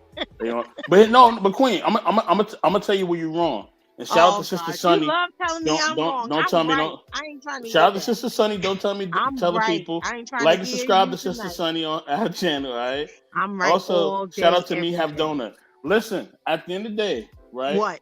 The only thing that separates our generation and the old heads generation from the 80s is technology. If me and Alonzo Hall and our generation, we had the technology they had now with the gang members and stuff that we grew up with, it'll be crazy. It'll be just as bad, if not worse. Let me finish, Queen. And if you think the generation before us, hold on. Hold on. If you think the generation before us, the 80s gangsters, if you think they was invincible, you tripping. We're not talking about gangsters. The only difference, but you mentioned how bad they are in the younger generation. Yeah, but I'm saying the Hold on. I'm saying the only thing that separates us is technology. That's it. If the older But they're generation had, different. and we had No. and we had the technology we had, No, we'll be just as bad, if not no, worse. no, no. I Okay. don't agree. And I'm gonna say this because when you know, when my older sisters would get into a fight, if somebody pulled out something, they were laughed at. They were considered, oh, you a punk, you a sucker, you ain't got no hands. You know what I mean? So a lot of times, you know, people didn't pull out anything because they had to prove themselves with their hands. Oh, you gotta pull a trigger. You ain't nothing. You know how that was. Maybe that's for Girls women, because pulling men, out it was, stuff. I'm gonna kill you. Well, I mean, I'm not talking about thugs and gangsters. I'm talking about everyday people. When I walk down the street, if I was in a fight and I pulled out something and hit the girl in the head or beat up with something, I won the fight, but I was targeted even more because they knew I couldn't fight. So that's what I'm talking about. You was targeted more when you did something like that because they knew, oh, she got scared. She pulled out a bat. She did this. She ain't got no hands. That's all they said. You ain't got no hands. So when you dealt with it with your hands, it was almost like you got more credit than you did with pulling the trigger or doing the other stuff. Yeah. Oh, you gotta watch her. She took out 3 girls by herself with her hands. Oh, they had to jump up. You know what I mean? Well, Queen, would you agree that that's a cultural difference in terms of how people actually approach the world? Because again, we didn't have certain types of things. We had to actually live a certain type of lifestyle. So that's more cultural difference. Yeah, it is. Yeah. I mean, I believe that. I grew up in you know, outside Queens, you know. So, Southside Jamaica, neighbor, that's where you coming from. That's it. You know. I got so I mean, Jamaica. I understood it. I hated fighting, but damn it, I was good at it. So I got away with a lot because all you had to do was beat the one bully. Once you took out that bully that everybody knew, and you marked her up a little bit, ain't nobody mess with you no more. Because they were like, oh, did you see what she did to so-and-so? It don't matter if I was scared to death. I did it. It don't matter if I got scratched up. She got a black eye. So handle that. But then too, right, and back when we was younger, the way we related to the elderly was a lot different than how these children relate to the elderly. Yeah, I wish somebody would have pushed an old person and robbed them in front of somebody. In front of somebody. But even the thugs at the corner, at the bodegas, they still have respect for grandma. Right. They still have respect for Mrs. Jones down the street raising her grandkids. Right. They ain't got no respect. That's what I'm saying. This new generation is crazy. They crazy. I mean, the only thing I've learned crack in front of the old women when they were out there selling crack.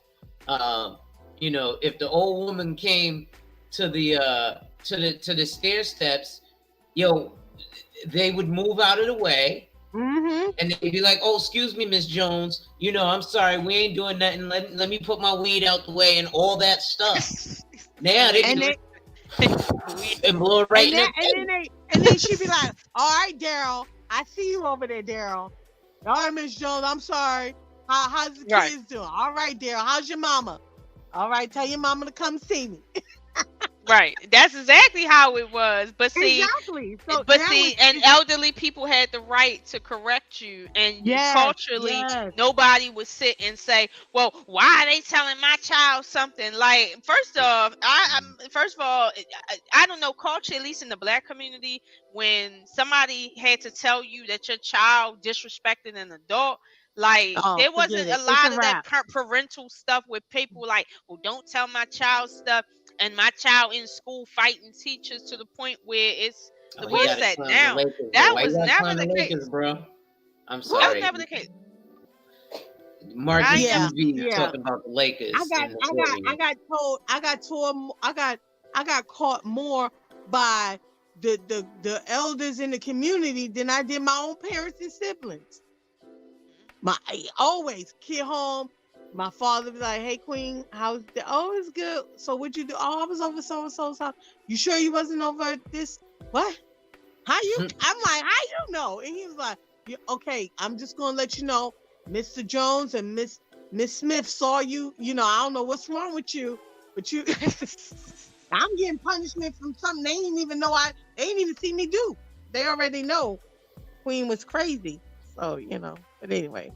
But keep in mind too, I feel like that we're losing that because when my parents were young, they could get spanked by other people and it was okay. Now back in the 80s and the 90s, that whole spanking thing by other people, I can't say that actually happened, but it's gotten to the point now where if I roll up on some kids doing something bad, I'm still thinking the way I was born in the 90s and the 80s, and I'll roll up and say, "Fuck y'all doing? Y'all better go in the house with that shit."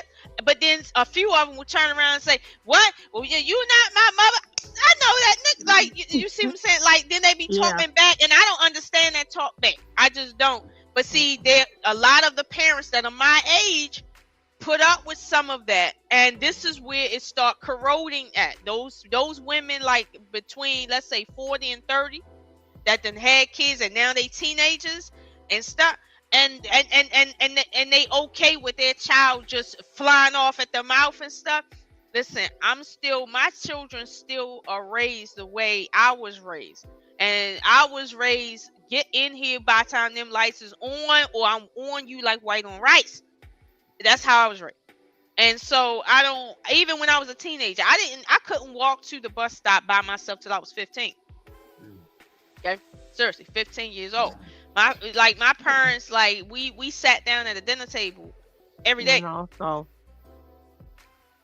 But then you have, I think social media, and then now you have these moms who, are overly sexualizing their little girls and turning them into thoughts before they can even speak a damn sentence. So, I mean, ain't nothing cute, nothing cute about a little girl who is dressing like an adult on these TikToks, shaking their hips, and you're not in dance class. The hell you doing? Like that's and it's funny because I think I sent you a video, Lola, about there's I don't know where he's from, but I know he has on a turban, and he's talking about the algorithms of TikTok and who controls the algorithms that we see, and and how it's poisoning us with what we see. And he was saying something, I think it's China or somewhere, controls the algorithms that we see and what they put out versus what they put out for their community, meaning they put out people doing great things and success stories, and while we got girls twerking and dancing little girls dancing half naked. I see what you're saying, and actually I haven't researched that, but I can capitulate that probably is the case, because the way this case studies go, the algorithm can tell what your age is based on what you're looking at, and it suggests based on that, and it can suggest based on where you at too, and what you look at, what your ethnicity is. It can do that. Trust me, this technology is some stuff. But I'm gonna be honest with you. When I was coming up, we had a little bit of technology, but we also had to learn to do things without technology. And I think that's why our generation is so unique, because we did come in the game before technology kicked off, and we had to know how to live without the technology, and we have had the technology versus my parents. My daughter and my children's generation, all they know is the technology. So they don't know what to do if their phone don't work. Right. They don't understand nothing else. So it's like I try to teach my children what we would consider living off the grid, right? In terms of if the lights go out, how to make the house brighter without, extra light bulbs. Like if you need to like move and stuff like that without a car, what you do, like just little stuff. And like I'm a big pack rat as far as like food is concerned. I keep 90 days worth of food on pack all the time. My water thing is getting slow, but that's me. But see, that's because that's how I grew up. We all grew up having to go in the pantry because we couldn't order out every day. We had to go in the pantry and find that can. Like, so that's what I'm used to. I'm used to making them sandwiches. Go in that shed, make a sandwich, get that meat out of there. But that show Chopped came from us having to go in the pantry, right? They'd be like, you got a piece of lettuce, 4 beets, and old chicken. Make a gourmet meal. I'm like, yo, Food Network, y'all just came to the hood and learned how to listen, man. I've been growing up like that. That is true, though. You're like, that's my life. What are you talking about? So Lola, you be cooking sandwiches? I used to have to cook sandwiches. I used to. Don't there. I used to have to cook sandwiches, but no more. I don't do that anymore. Now I go to the slaughterhouse and get my meat, and I cook stuff, and I pack it away. Over time. Like on Sundays, I cook 2 big meals, and we eat on that till Friday, and then we eat out maybe Friday or Saturday or something like that. But that's what I do. I don't get my kids in that eating out all the time thing because I'm cooking, but I don't, because of the way life is. No, I can't cook every night, but I do cook 2 big Sunday dinners to last throughout the week, and my kids know what some leftovers is for real. But it's like, I mean, this is how I grew up. But nowadays, with these younger women that didn't grow up with women like me, like they grew up with some of my comrades that didn't give a shit, that felt like, oh, I'm grown now, I don't care, that whatever. Those are the children now, those teenagers and young adults that can't cook, that's out here coming to the table talking about, what do you bring? Well, I have a degree. How is that going to feed anybody? Can you cook? No. Can you clean? I don't know. Like, can nothing. You sew? Can you sew? Can you fix anything? No. This is what I'm saying. Lola, they said they are the table. Yeah. Yeah, they are. They're the broke ass table right there. But the man She the table. Here's my thing. They're a plastic fold-up table from Home Depot. That's what I'm saying. You that plastic joint. Because at the end of the day, you ain't a fucking table. You a person. You come to a relationship, not a table. I'll tell you one thing though, speaking in the non-cooking, man, I remember I had to leave a chick for that and she was a video vixen. She was the baddie, bad, the Melissa Ford looking chick. And I went over, and when I went over, we did whatever we did, and then I went home, right? And then she called me, she was like, I need you to come over again. I was like, you gonna cook me something to eat? She was like, I'm gonna hook you up some ramen noodles. I ain't never show up. Listen. She said not ramen noodles? She's like, I'm about to hook you up some ill ramen. I said, you ain't been. No, she was trying to delete you because that's what them ramen noodles gonna do. Listen, she was trying to get me to knock them walls down again, but I was like, listen, not for ramen noodles. You got to pay to play, baby. At least feed me. I need energy. How you think I'm gonna put in that work and be tired off of ramen noodles and soda? You trying to give me a heart attack? Listen, and that's the difference between a lot of us women from my generation and others. When we used to bring guys over the house, when we cook, we got that steak, we got that shrimp, we got that lobster, we got that lamb, we got them other cuts, we got that deep fried chicken. Okay, so when you eating. She's trying to marry somebody. That's the lowest. Yeah, I'm about to say, you married? I got a brother. You might not be able to get no work in. I'm telling you, because your stomach be big. Your stomach be big. But that's how I was used to. When you want to impress a dude, you cook for him, but you cook a whole big ass meal that he can't fit in his stomach. That's how you impress him.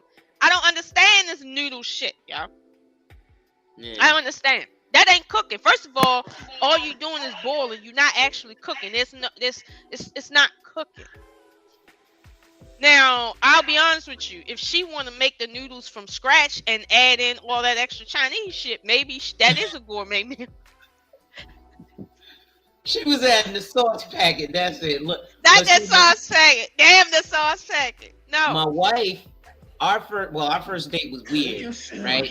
But for our first date, she cooked for me, right? Okay. So I came to Brooklyn, and she was like, I was like, listen, I'm gonna take. We went January 16th, the day the Biggie movie came out. I remember. Okay. So Yeah. that's why I remember that, right? So I took her to go see the Biggie movie. And then we went to a bar on 40 Deuce, and the bartender tried to get me laid because she gave us the strongest drinks ever, right? I drink Tanqueray and orange juice, and I couldn't finish. I was like, "Did you put any orange juice in this?" And she gave my wife a Long Island. Oh. And because I was like, "What's a good drink for a chick?" I drink Long Island. All right, and that's not what my wife said. That's what the bartender said. I was like, "Damn, all right. Well, you rough, but okay. Let me get a Long Island and a Tanqueray and orange juice." Then we got super drunk and we went back to my wife's apartment, and my wife cooked. And since then, I haven't left her. Oh my God. She cooks for me. Trust me, I done had some baddies, but once they ramen noodles, deuces. Listen to me. There's a fine group of men that will find a woman that can cook for them, and they sit there and say, you know what, damn the baddie. I need this girl right here. A lot of men, but not a lot. A good number of men will do that. And hold on. Can you guys hear me? Oh, okay.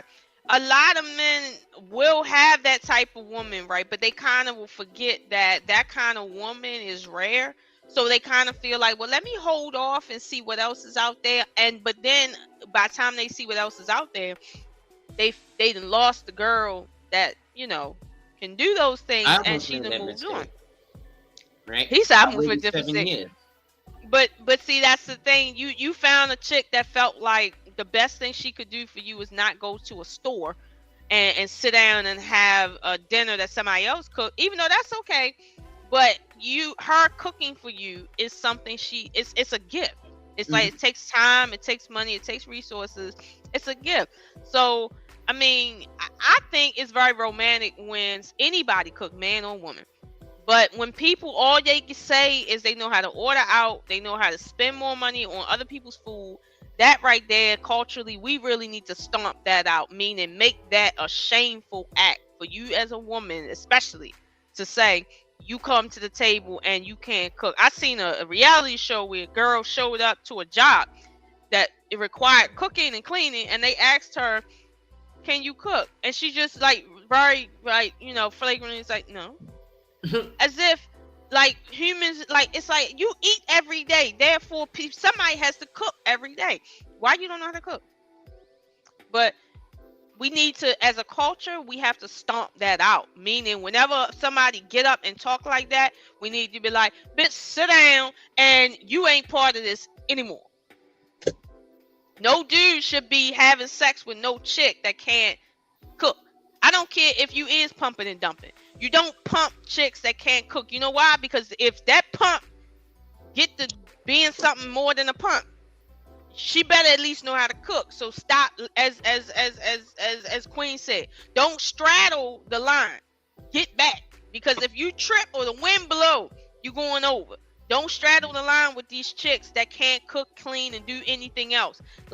Stop doing that. Stop. Men, I know men feel like this is just for fun, right? But in this day and time, you can't have fun out here. Like Mr. LaTruth out here. He out here having fun with chicks, and then he go slip up and marry one, and now he dealing with a whole 304. He got a divorce. No, get back, nigga. Get back, all the way back. All right. And I'm just saying, that's just a word of caution, because that's the only way we're going to stomp this out. And as they say, culture resides with the men. When the men say, you know what, if you can't cook, you won't get dick. If you can't clean, oh no, you ain't getting flowed out. I bet you these chicks will get on YouTube and learn how to cook and clean. But it's like they're not going to do that when they getting flowed out and they getting dick. And that's all they want is to get gifts and dick. That's it. They don't need anything else. So it's like, what's the incentive? Guys are incentivizing these females. like for real, to keep being these non-traditional type of females. Because I'm gonna be honest with you, now that marriage is under question, what's the next thing that we get from marriage? Sex and domestic work. If sex and domestic work, like you can pay for that or you don't need that, what's the incentive to learn how to be domestic in that way? It's no incentive. So hold on, Lola. How you up here cooking? And you got the Bobby Brown, Janet Jackson boom mic on your head. You ain't think nobody seeing that. But I seen it. I had to do this because the sound on my computer is like really jacked I'm about to sing some Rockwell. I always feel like somebody's watching me. Woo! I did the leg kick and all that. You know what I'm saying? Oh man. Kick him out. I had to kick him out. I told I'll you to sing it kick again, him out. girl. I'll sing it again. Well, listen, Put it y'all. I back thank y'all for stage. having me up. I'm actually about to hop off. I gotta get up in the morning. Hopefully, I'll be making this sale tomorrow morning that will pay all the bills for the next 3 months. Hey, yes, sir. Yeah, man. Listen, and don't worry, I'm gonna come back and hijack the panel and talk about financial services. Actually, Mr. Intellectual, so the meeting is next week, the business seminar, and I'm gonna see if I can bring Talani up, because when I told her, when I sent her the questions initially, she didn't really want to talk too much about relationships because well, I'm not gonna mention why, because that's kind of personal for her, but so there was some things there. But I'm still willing, and as you can see, listen, I'm an open book, man. You know what I'm saying? Like we about to Alonzo Ho, we about to chime on some things during that meeting. We about to build on some things because there's some things I want to do as far as financial literacy and everything else. And I also got like some people who do some financial literacy stuff. People who are into real estate. People, I know you're probably into stocks and bonds too. Just knowing your mind. Well, I'm licensed, bro. So like I sell that stuff. Let's go. So like this is why I talk real quick. So this is why I talk about life insurance first, because it's building your foundation, right? You got all these fake motherfuckers, Wall Street trapper, this, that, and the third. But realistically, if what these motherfuckers are doing is building your house from the fucking roof down, get investments. Okay, so I'm telling you to get investments, but you don't. I'm building a roof for your financial house because that's the investment. But then when I start and I say insurance, especially in our community, it's boring. But if I was an architect and I came to you and I started building a fucking roof before digging a hole in the ground to pour concrete, you'd be like, get the fuck out of here. You don't know what you're doing. But that's what 90% of our community does, right? So there's actually something from the federal government and this green gorilla, one of these red pill ass niggas, who running around saying that shit. Listen, man, I learned about the red pill in 2017 and I ain't even know. This nigga was like, I'm not gonna, right before I got married, I'm not gonna red pill you. I was like, nigga, what the fuck are you talking about? This ain't the Matrix. Until the pandemic happened in mid 2020, and I ran across Kevin Samuels, and the only reason I like that nigga because he a suit and tie ass nigga like me, right? Yeah, that's really what happened. But there's a photo that shows equity ownership in equities and mutual funds by race. Quarter 4 1990, blacks had 0%. Quarter 4 1995, blacks had 1% of ownership in equities and mutual fund shares. By race, blacks had 1%. Do you know at quarter 4 2020, 30 fucking years later, we still are only at 1% of ownership in mutual funds? Therefore, niggas telling you that you invested in a buy-term investor rest are fucking jacking off and lying to you. Because the federal government number said we went from 1% to 1% from Q4 1995 to Q4 2020. When people challenge you, they don't challenge you to challenge you. They challenge you to challenge you. Accept the challenge. Salute. 100. Shout out to my bro, man. Hey, I'm going to just say this real quick before I roll out. You know what I'm saying? Listen. All right. The NWO, also known as Knowledge Relations, we are coming for you. We are coming to you, all right? We are gonna take over this black YouTube thing, all right? Little by little, all right?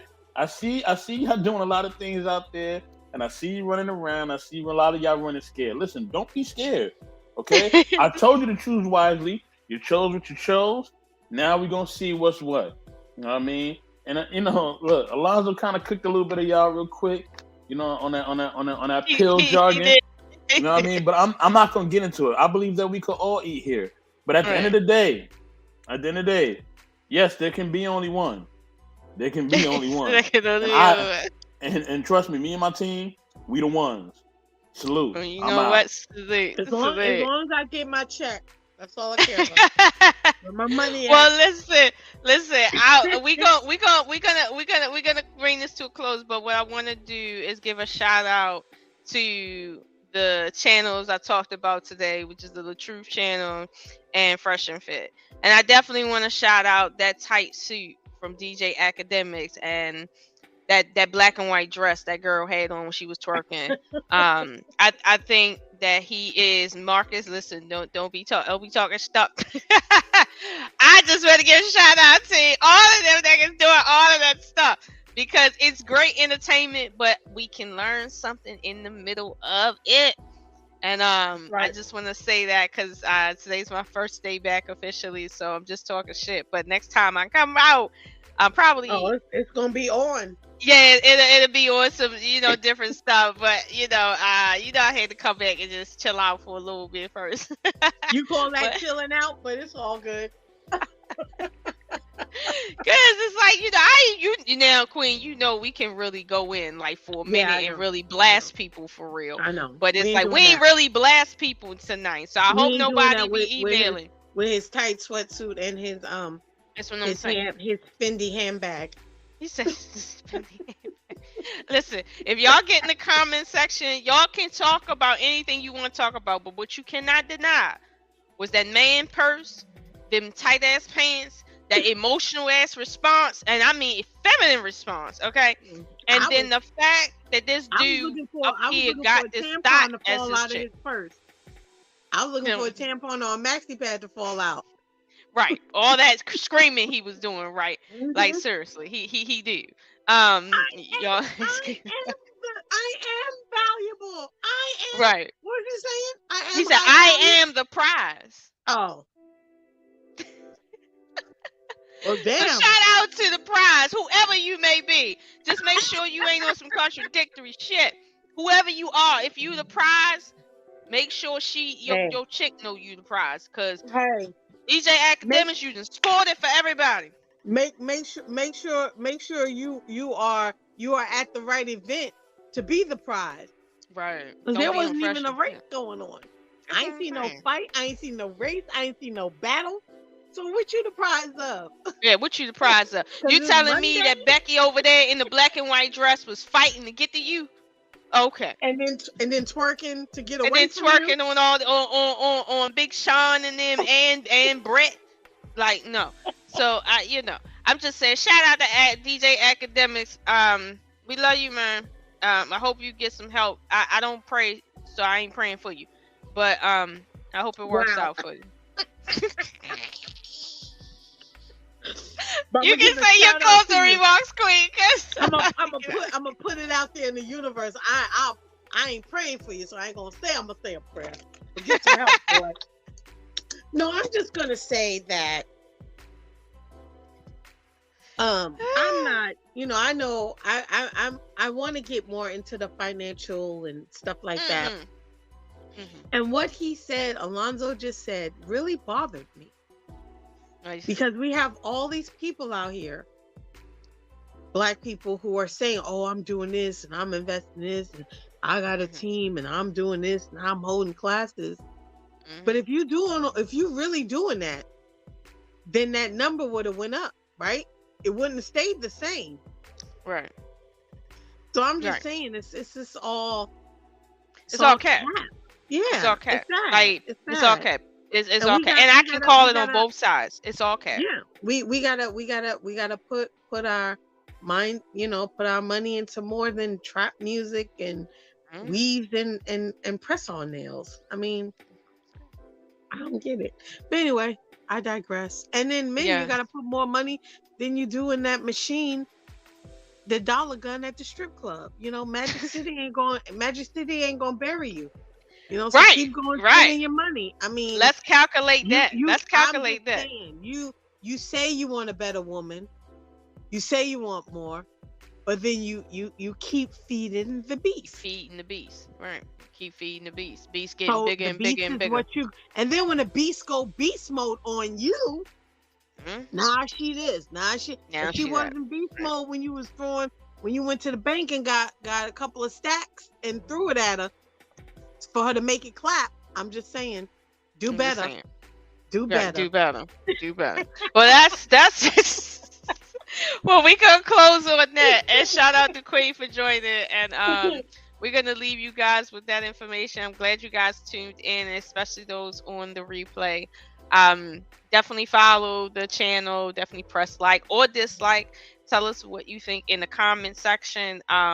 If you come for anybody that was on this stage, trust me, we might come back.